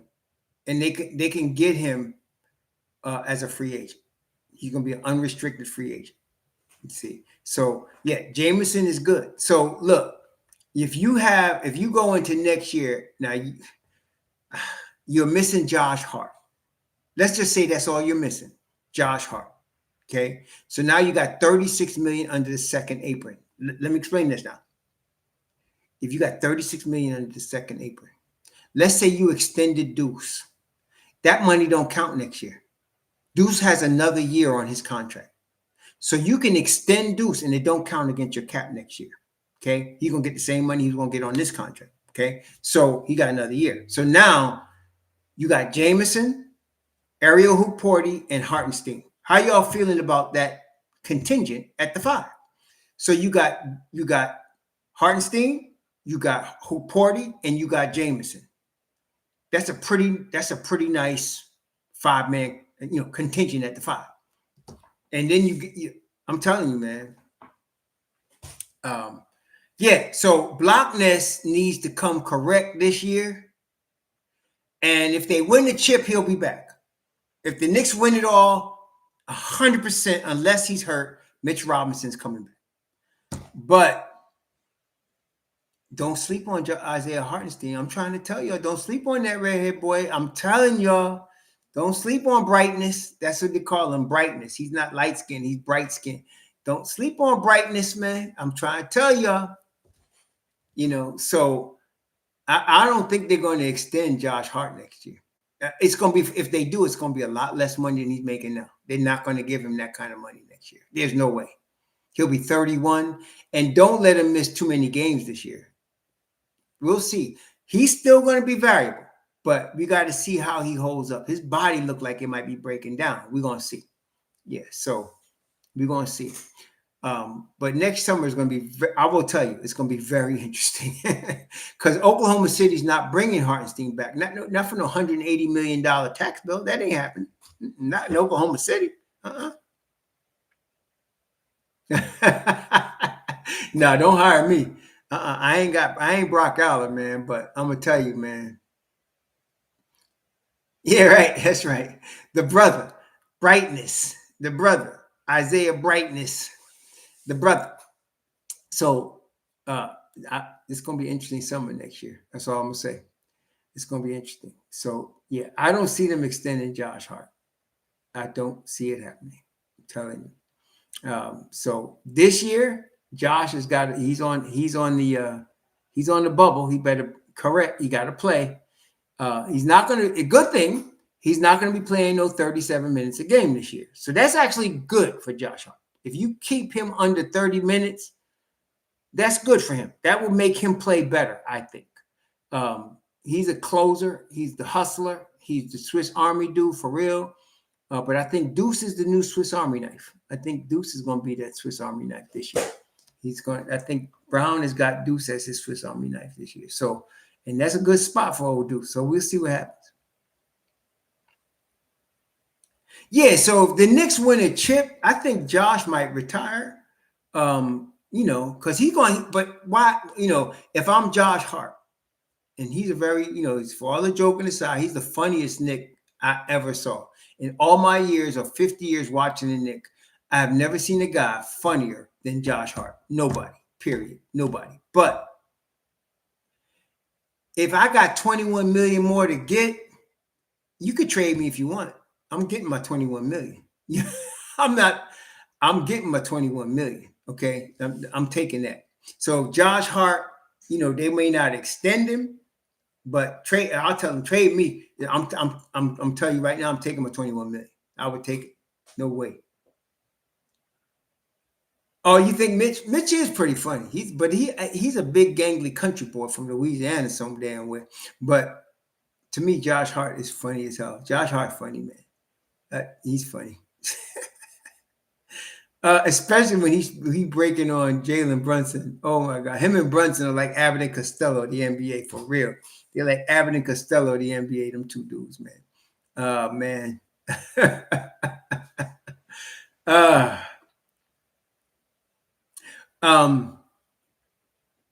Well, HRM, he says he thinks he's going to offer him less money for a longer term. That's possible. I think they would offer him a team option at the end of like 3 years. I think he gets a 3-year deal, $45 million, $64 million, somewhere in that. And the third year is a team option. That's what I'm thinking for Mitch Rob. That mitigates risk for him, for the Knicks. But we'll see. I like Mitch. I'm Mitch High. I'm just trying to be real about next year, though. You're talking about Hartenstein being available, and he's going to be in his prime, and he's available, and the Knicks played very well. You remember, it was him, OG, and Juju. That was the front line. Remember when OG first came here, and they were like 30-2. I don't know, man. This is going to be, we're going to see what happens. We're going to see what happens. You put Hartenstein with Cat and OG. I don't know. We're going to see. Not this year, Michael Drake. I'm talking about now. He's eligible for an extension next August. That's next year. So we're talking about a long time. Next August. Hartenstein right now, Hart is going to get, he's 31. No. How old is he now? He's 30 this year. He's going to be 31. He's going to be 31 in March. So he's going to be 31 in March. He's got 19 million coming this year. He's got 21 million coming next year. And then there's a team option in 27 for 22 million. I'm going to tell you, guaranteed, he will not make it to the team option. He will not. I'm going to tell you right now, especially when Hartenstein is coming available. And that's a major thing right there. And listen, I'm going to tell you, Josh Hart will be the first guy to tell you, man, he knows the business of the NBA. He knows the business of the NBA. Okay, he does. So he'll be the first guy to tell you. He can read the writing. So we're going to see what happens. Hartenstein is 27 years old. Okay, 27 years old. It's a team option for $29 million next summer. They are not going to renew that. That's not coming. He's going to be 28 years old. I don't know, man. Oh, I don't know, Malik Shabazz. We're getting it together, man. We're getting it together. I'm still in this retirement mode. I'm in the honeymoon of my retirement, man. So I do need to get this done. But I've been dragging my feet. I tell you, I've been dragging my feet.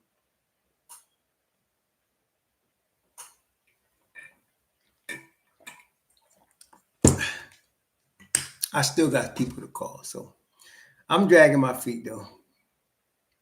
Yeah, Hartenstein 27. I don't know. We're going to see though.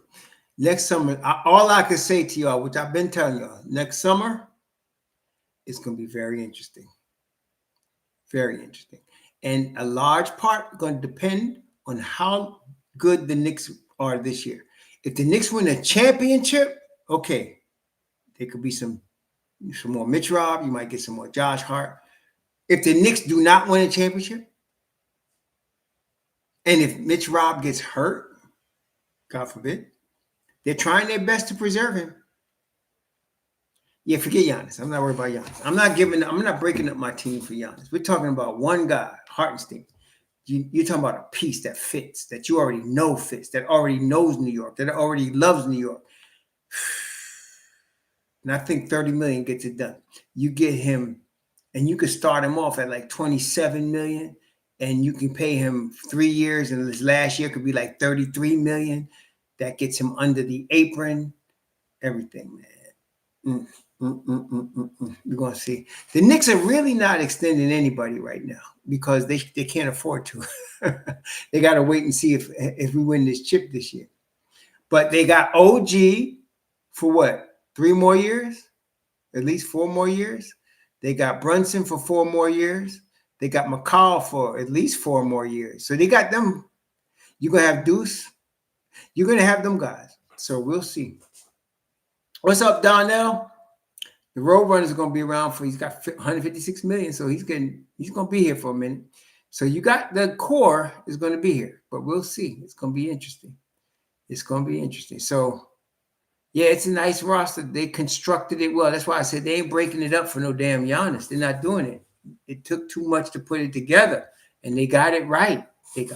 So they're not breaking up this roster for Giannis. They're not doing it. That's right. Value is there. So, but I mean, what do y'all think?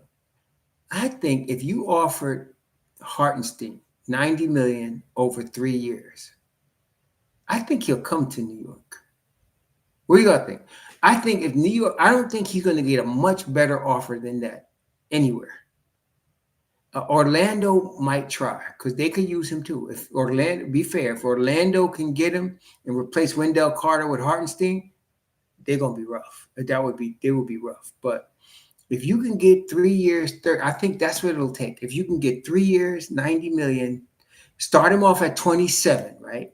And then go up to like 29, and his last year be like 32. I think he comes to New York.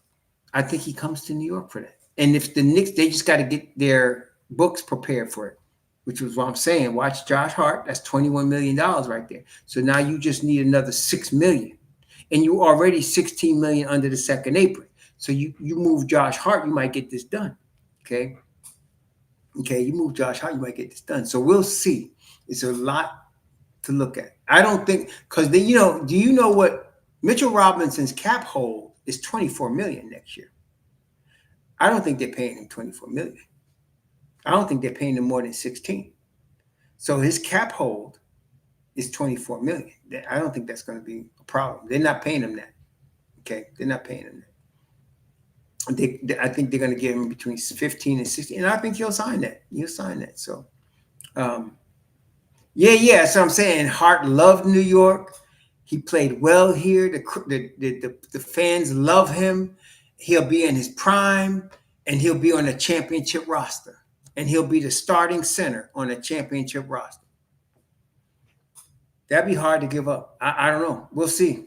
I'm going to say, and I'm saying, Brightstein might be here. Brightstein might be here, man. I'm trying to say, Brightstein might be here. So I wouldn't be surprised. I know for sure OKC is not going to pick up $29 million on him next year and pay $180 million tax bill. They're not going to do that. They got Jay Will at 24. He can come off the bench, and they got Chet Holmgren. They got that. So we'll see, man. We're gonna see. This is gonna be interesting. It's gonna be interesting. So I think there's at least, I'm gonna be conservative, say it's at least a 50% chance that Hartenstein comes back to the Knicks next summer. It's a 50% chance, which is pretty high. I think that's a 50% chance he comes back to New York next summer. And I think Leon and Brock, I think they figure out a way to get it done because they're almost there. To me, it's Hartenstein. To me, the only odd man out. And you know what makes Hartenstein expendable? Muhammad Diawara. You understand? What makes Hartenstein extendable next year? A 21-year-old named Muhammad Diawara. Let me tell you that right now. That's all I'm saying. That's all I'm saying. And look, the Don gonna be paying him what, 1.5 next year? I love Josh Hart. He's all heart. But you got to be real here. Next summer, we're going to see. We're going to see what happens. Cat stays where he is. Cat's a 4. Cat stays at the 4. That don't change Cat. Cat is our starting power forward, right? Right now, it's Mitchell Robinson at the 5 and Cat at the 4. That don't change nothing. You just put Hartenstein at the 5. That's all. You put Hartenstein at the 5. That don't change nothing. Okay?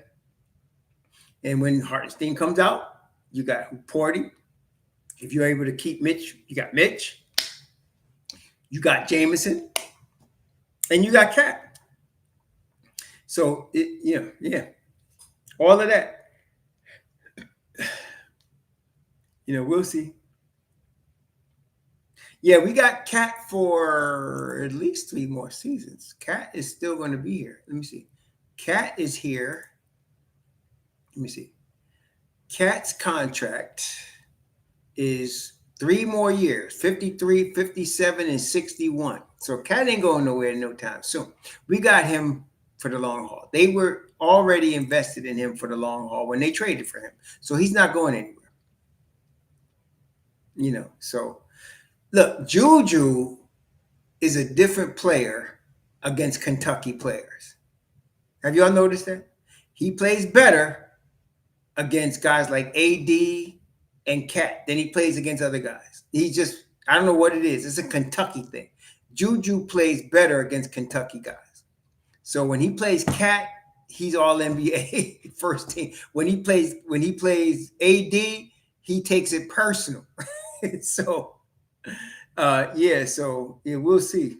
It's going to be interesting. But Juju plays his best ball against opposing Kentucky guys. So it's like he wants to prove he's the better Kentucky guy, So we'll see. Yeah, that's what I'm saying, right, Coach Hauser?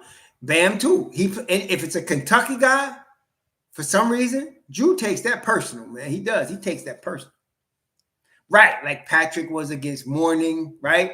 Against the Dikembe, Patrick took that personal. They take their stuff personal, man. Yeah, so we'll see. We'll see. But, yo, it was real. It's now 4:06 Eastern time. We always have a good time on the Raw Hebrew Sunday channel. We always have a good time, don't we? We have a good time. And I don't think I had to use my AK today. It was a good day, right? I don't think I had to use my AK. Nobody touched the third rail today. It was a good day.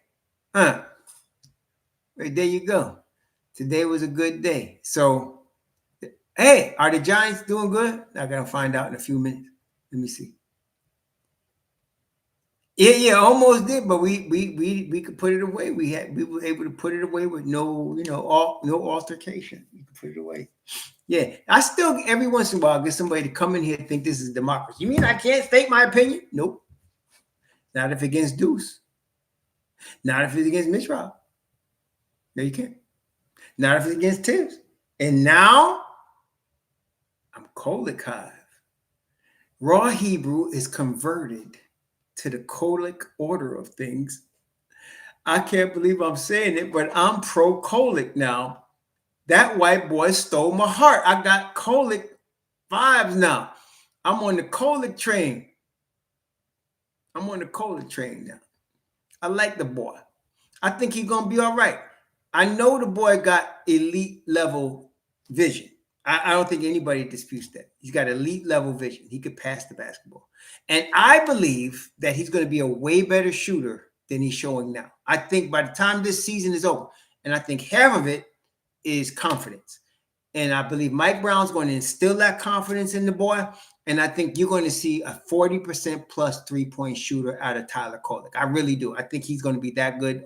Now, defensively, But if you could put him out there with 3 to 4 defenders, that's what Brown did against Charlotte. If you could put him out there with 4 defenders, I think he can handle it. I think what they say, what Arrested Development say, yes is always the answer. When the hard stuff comes, can I handle it? Yes is always the answer.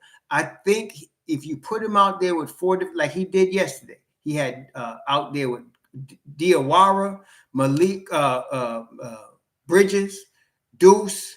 He had him out there with them, and and Jameson, and he handled himself. He had jungle fever, right? That's right, AFT. I think we catching the jungle fever, man. Catch the jungle fever. But he won me. I said, oh, this boy won me. He survived, and he played +6, and he played 14 minutes. Now, I don't think he's going to get that every game, but he's going to play more than he did at more than just garbage time. I think he's going to get more. I don't think he's going to get like regular rotation minutes, but I can see him getting a good 6 minutes a game, 7 minutes a game, which is what he wasn't getting that last year. So I think he is. I think he's going to do that. Third string point guard. He won that. That's right. Brogdon helped him. Brogdon really did. Brogdon helped Kolek. He did. So we'll see. This is going to be good, man. So that's, I ain't got him on my hit list no more. Don't be playing turnstile on defense, please. But he tries. He does try. I got to give it to him. He tries. The boy tries. Give it to the boy. He put his heart into it, okay? You know what we say? Put your back into it. Put your ass into it, right? He did it. Right? He did what Ice Cube. He took Ice Cube's advice. Put your back into it. He did. He put his back into it. So I got to give it to him. Put your ass into it. Put your back into it. So I think he took Ice Cube's advice and he put his back into it. And I think, the boy survived. Got to give it to him. He survived. He was supposed to be gone, in my view. He was supposed to be gone, but he survived. And Brown is giving him plenty of rope. I think he's going to really, give him a shot and let the boy. And I think the boy, I really think you got, obviously, I don't think nobody disputes his ability to pass the basketball. That is there. And I think he's going to be above 40 from three. I think he is. I think you're going to see that before the end of the year. If Brown keeps giving him, he don't need much. Give him a consistent 6 to 10 minutes. And I think you give him that, you're going to see a nice 40% three-point shooter. He's already lights out from the foul line. And now you got to make sure you put him out there with some defenders now.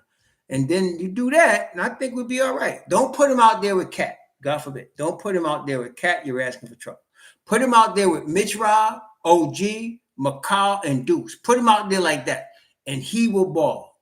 I think he'll be all right. Or who poured you, he'll ball with them. Don't put him out there with Cat. Then you're going to be looking bad because Cat, not the best defensive player, and having him out there, not the best thing in the world. But I think Brown knows what the hell he's doing, and so I think he'll be all right.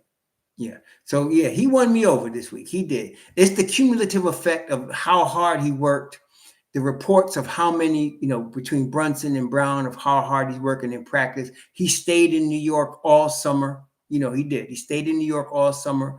He had a terrible summer league, but he stuck with it. Okay. Then he showed he was plus 10 on Monday, and he's plus 6 yesterday in significant minutes. The boy won me over. I said, Kolek won me over, man. I ain't gonna front. See, I'm willing to say I was wrong about a boy if he wins me over like that. I'm not proud of that. Listen, the object is for the Knicks to win. The object is for the Knicks to win. That's it. And if he can help us do that, I'm all in. You know what I'm saying? I'm all in. Yes, he was. You ain't joking, Guilford. You ain't joking. He was. And that's why I say Josh Hart becomes expendable next summer because of Muhammad Diawara. That's what makes Muhammad Diawara making a fraction of what Josh is going to make. And you could take that $20 million and you could get Hartenstein. So we'll see. It's going to be interesting, though. We're going to see. It's going to be something else. Yeah, we'll see. Brogdon is a very intelligent young man. And so, yes, he would be good in any organization in terms of coaching or back office that you want. Brogdon is going to be good. I mean, he's that kind of smart guy. Like, what's that guy the Knicks had that now is in the front office of Atlanta? What's that dude's name? You know what I'm talking about, right? The Knicks had him in the second round out of Stanford. The boy went to Stanford. The boy was smart. Played 4 years at Stanford and then came to the Knicks in the second round. And now he's in the front office. He was in the front office in Toronto, and now he's in the front office. Landry Fields, right? No, you could tell he was going to be that. The guy was just, intelligent. And so is Brogdon. Same type of thing. Stanford, this guy out of UVA, smart boy, man. Smart boy. You got to be smart coming out of them schools. You ain't no dummy coming out of there. They ain't just basketball factories, except for like Ralph Sampson. But you know what I'm saying? They ain't basketball factories. You got to be smart coming out of there. So,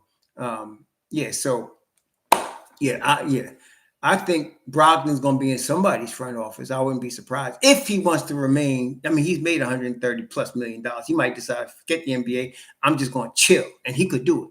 But if he decides he want to come back, we'll see. You know what, Coach Hauser? This year, Diawara's salary is already set at $1.1 million. So I can't see him getting more than $4.5 million over the next 3 years. His deal is going to be cheap as hell. And he's only 20. You could really, when you want to extend him, you can give him a little money. But right now, the Don's into value. He going to steal that boy. He done already stole him in the second round. He going to steal him. The Don is something else. Chess, not checkers. Diawara is going to be around a minute. Yes, he is. He's going to be around a minute. Yeah. That's right. Mark it. I'm Kolek now. Kolek done won me over. That little white boy won me over. I'm Kolek high. I'm all in on Mr. Tyler Kolek. Yeah, I'm all in Mr. Tyler Kolek. No doubt. No doubt. But yeah, I know. But Richard Williams, I'm with you.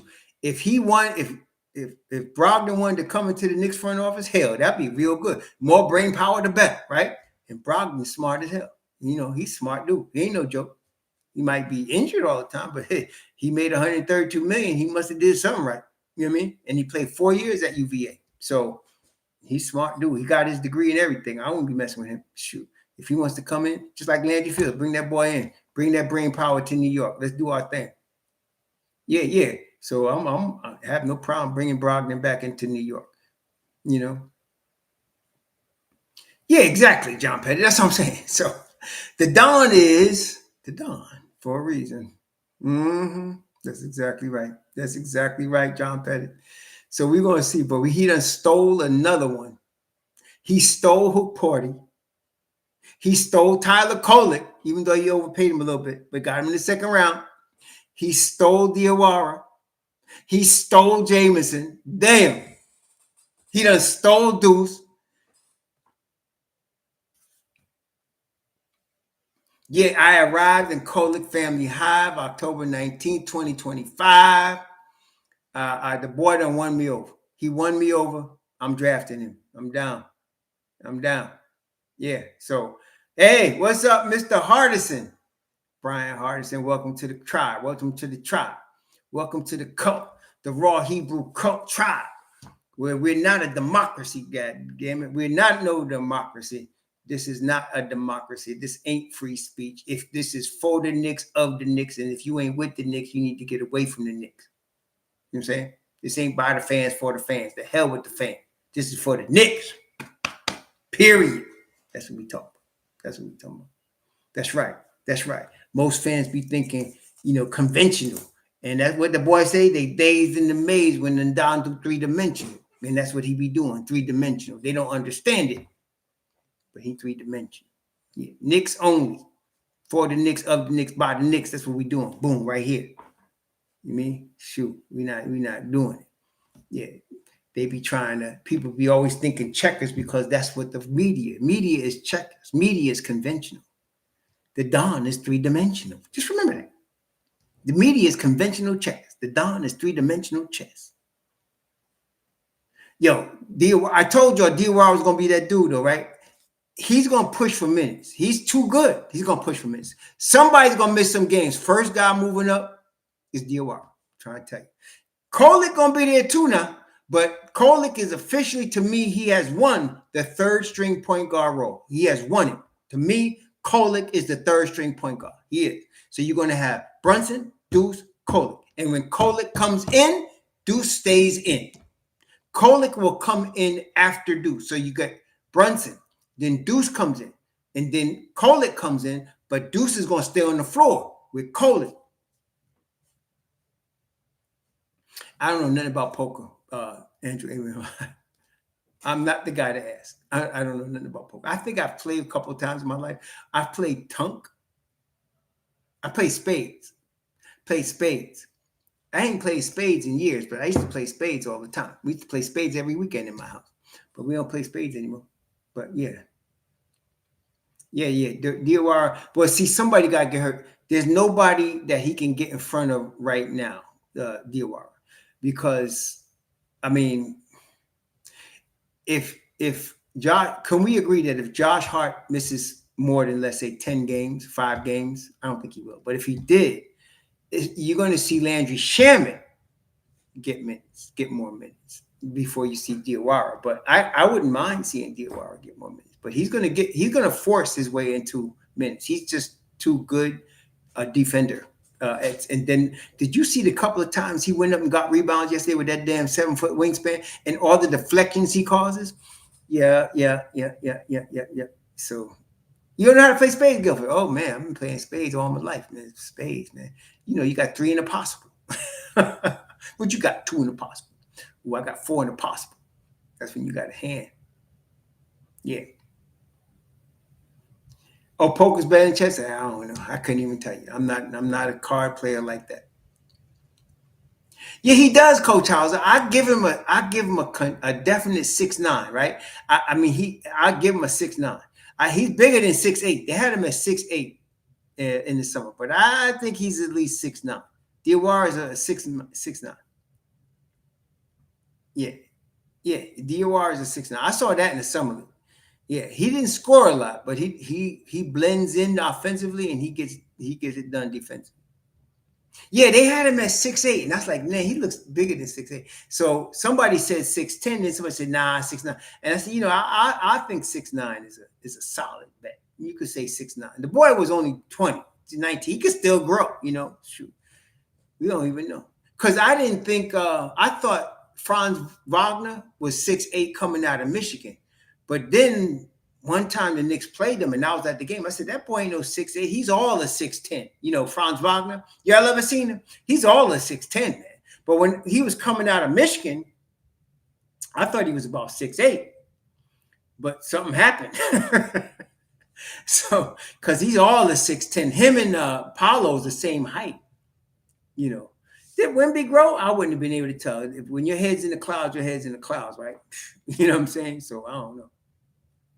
Oh yeah, I've been fortunate to run a Boston one. I have been fortunate to run a couple of Bostons down there. Of course, I got my ass handed to me too. If you play spades long enough, you're on both sides. You're gonna run a Boston on people, and somebody's gonna run a Boston on you. So I've had that happen to me, and I have done it on the other side as well.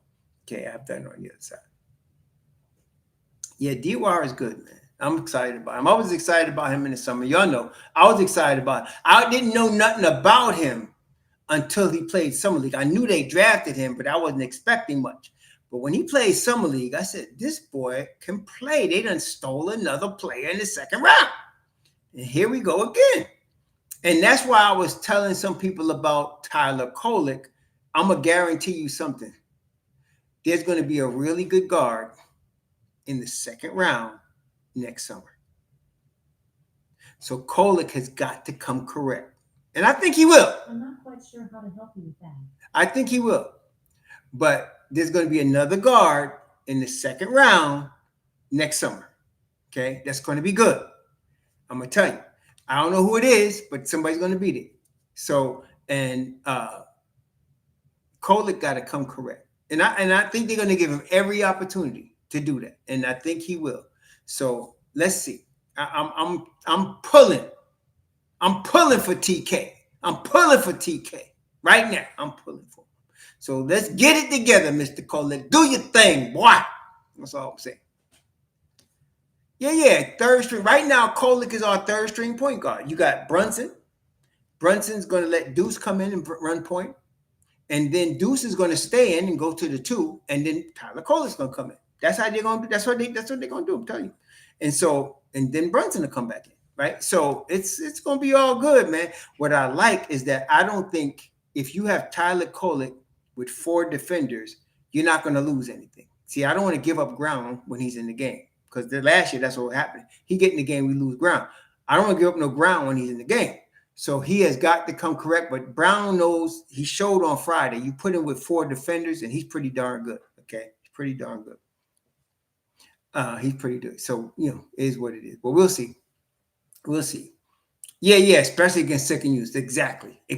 Hill meets world. Exactly. He's going to be playing against starting units. But I'm afraid, okay, you got to play against TJ McConnell. That's going to be tough. Okay.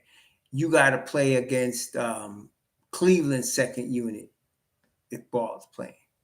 You got to play against Detroit's second unit. That's going to be tough. Ron Holland ain't no joke, right? You got to play against that. So these are the guys. I'm not worried about the lesser, like the Washingtons of the world. But if he's got to play against the second unit of Cleveland, of Boston, of ATL, if he got to go against Jason Daniels first unit, but he got to be able to hold his own out there. And we're going to see. I'm going to be pulling for him. So I'm hoping that he can. We'll see. It's going to be good for him. See? So we'll see. I like it. Let's see what happens, man. I'm all for Tyler now. I'm pulling for Tyler, man. Come on, Tyler. Do your thing, boy. Let's get us some dubs up in here. That's all I'm saying. Yeah, that's right. It's right. And you ain't drunk either. That's what we're talking about. That's right. You ain't drunk either. That's what we're talking about. That's what we're talking about. All right. And they moved the basketball very well. What y'all think? So far in this preseason, one thing has been consistent is the ball movement. They've been even Brunson, and he's got to be the main one, but he was moving. He was making quick decisions against Charlotte Friday. Very quick decisions. If he keeps doing that, I think the Knicks are going to be rough, man. The Knicks are going to be a tough out for anybody. He's going to be a tough out. Yeah, so. All right, you got it out, Malik. I already had me a ribeye. I'm good for the day. Next thing is going to be either some Chianti or some Pinot Noir. We're going to get something going. That's all I'm saying. Yeah, we're going to get something going. Anyway, my brethren and sisters of Knicks Nation, it's been real. Please be safe for the rest of your weekend. Of course, I got weekend all the time. I got six Sundays followed by a Shabbat. That's what I got, and I'm glad. No third rail, Yuri, not today. You didn't have to use the AK today. You didn't have to use the AK. Oh, Matt Barnes. Yeah. Anyway, Derek Fisher's happy. That's all I'm saying. Derek. By the way, speaking of Matt Barnes, I heard his twin boys could ball. What you think? I heard his twin boys could ball. He got twin boys. I heard they're good too. I heard one of them, they might get a scholarship somewhere for ball. So, yeah. I just know Derek Fisher's enjoying the view. That's all I'm saying. Yeah. To you and your health, y'all please enjoy the rest of your Sunday. Be good out there. I'm gonna watch this rookie quarterback, Dart. I'm gonna look a little bit about him, see what's up. But y'all enjoy the rest of your Sunday, man. Don't get in no trouble. Don't have to take the medicine out, and we all good. Shalom, y'all.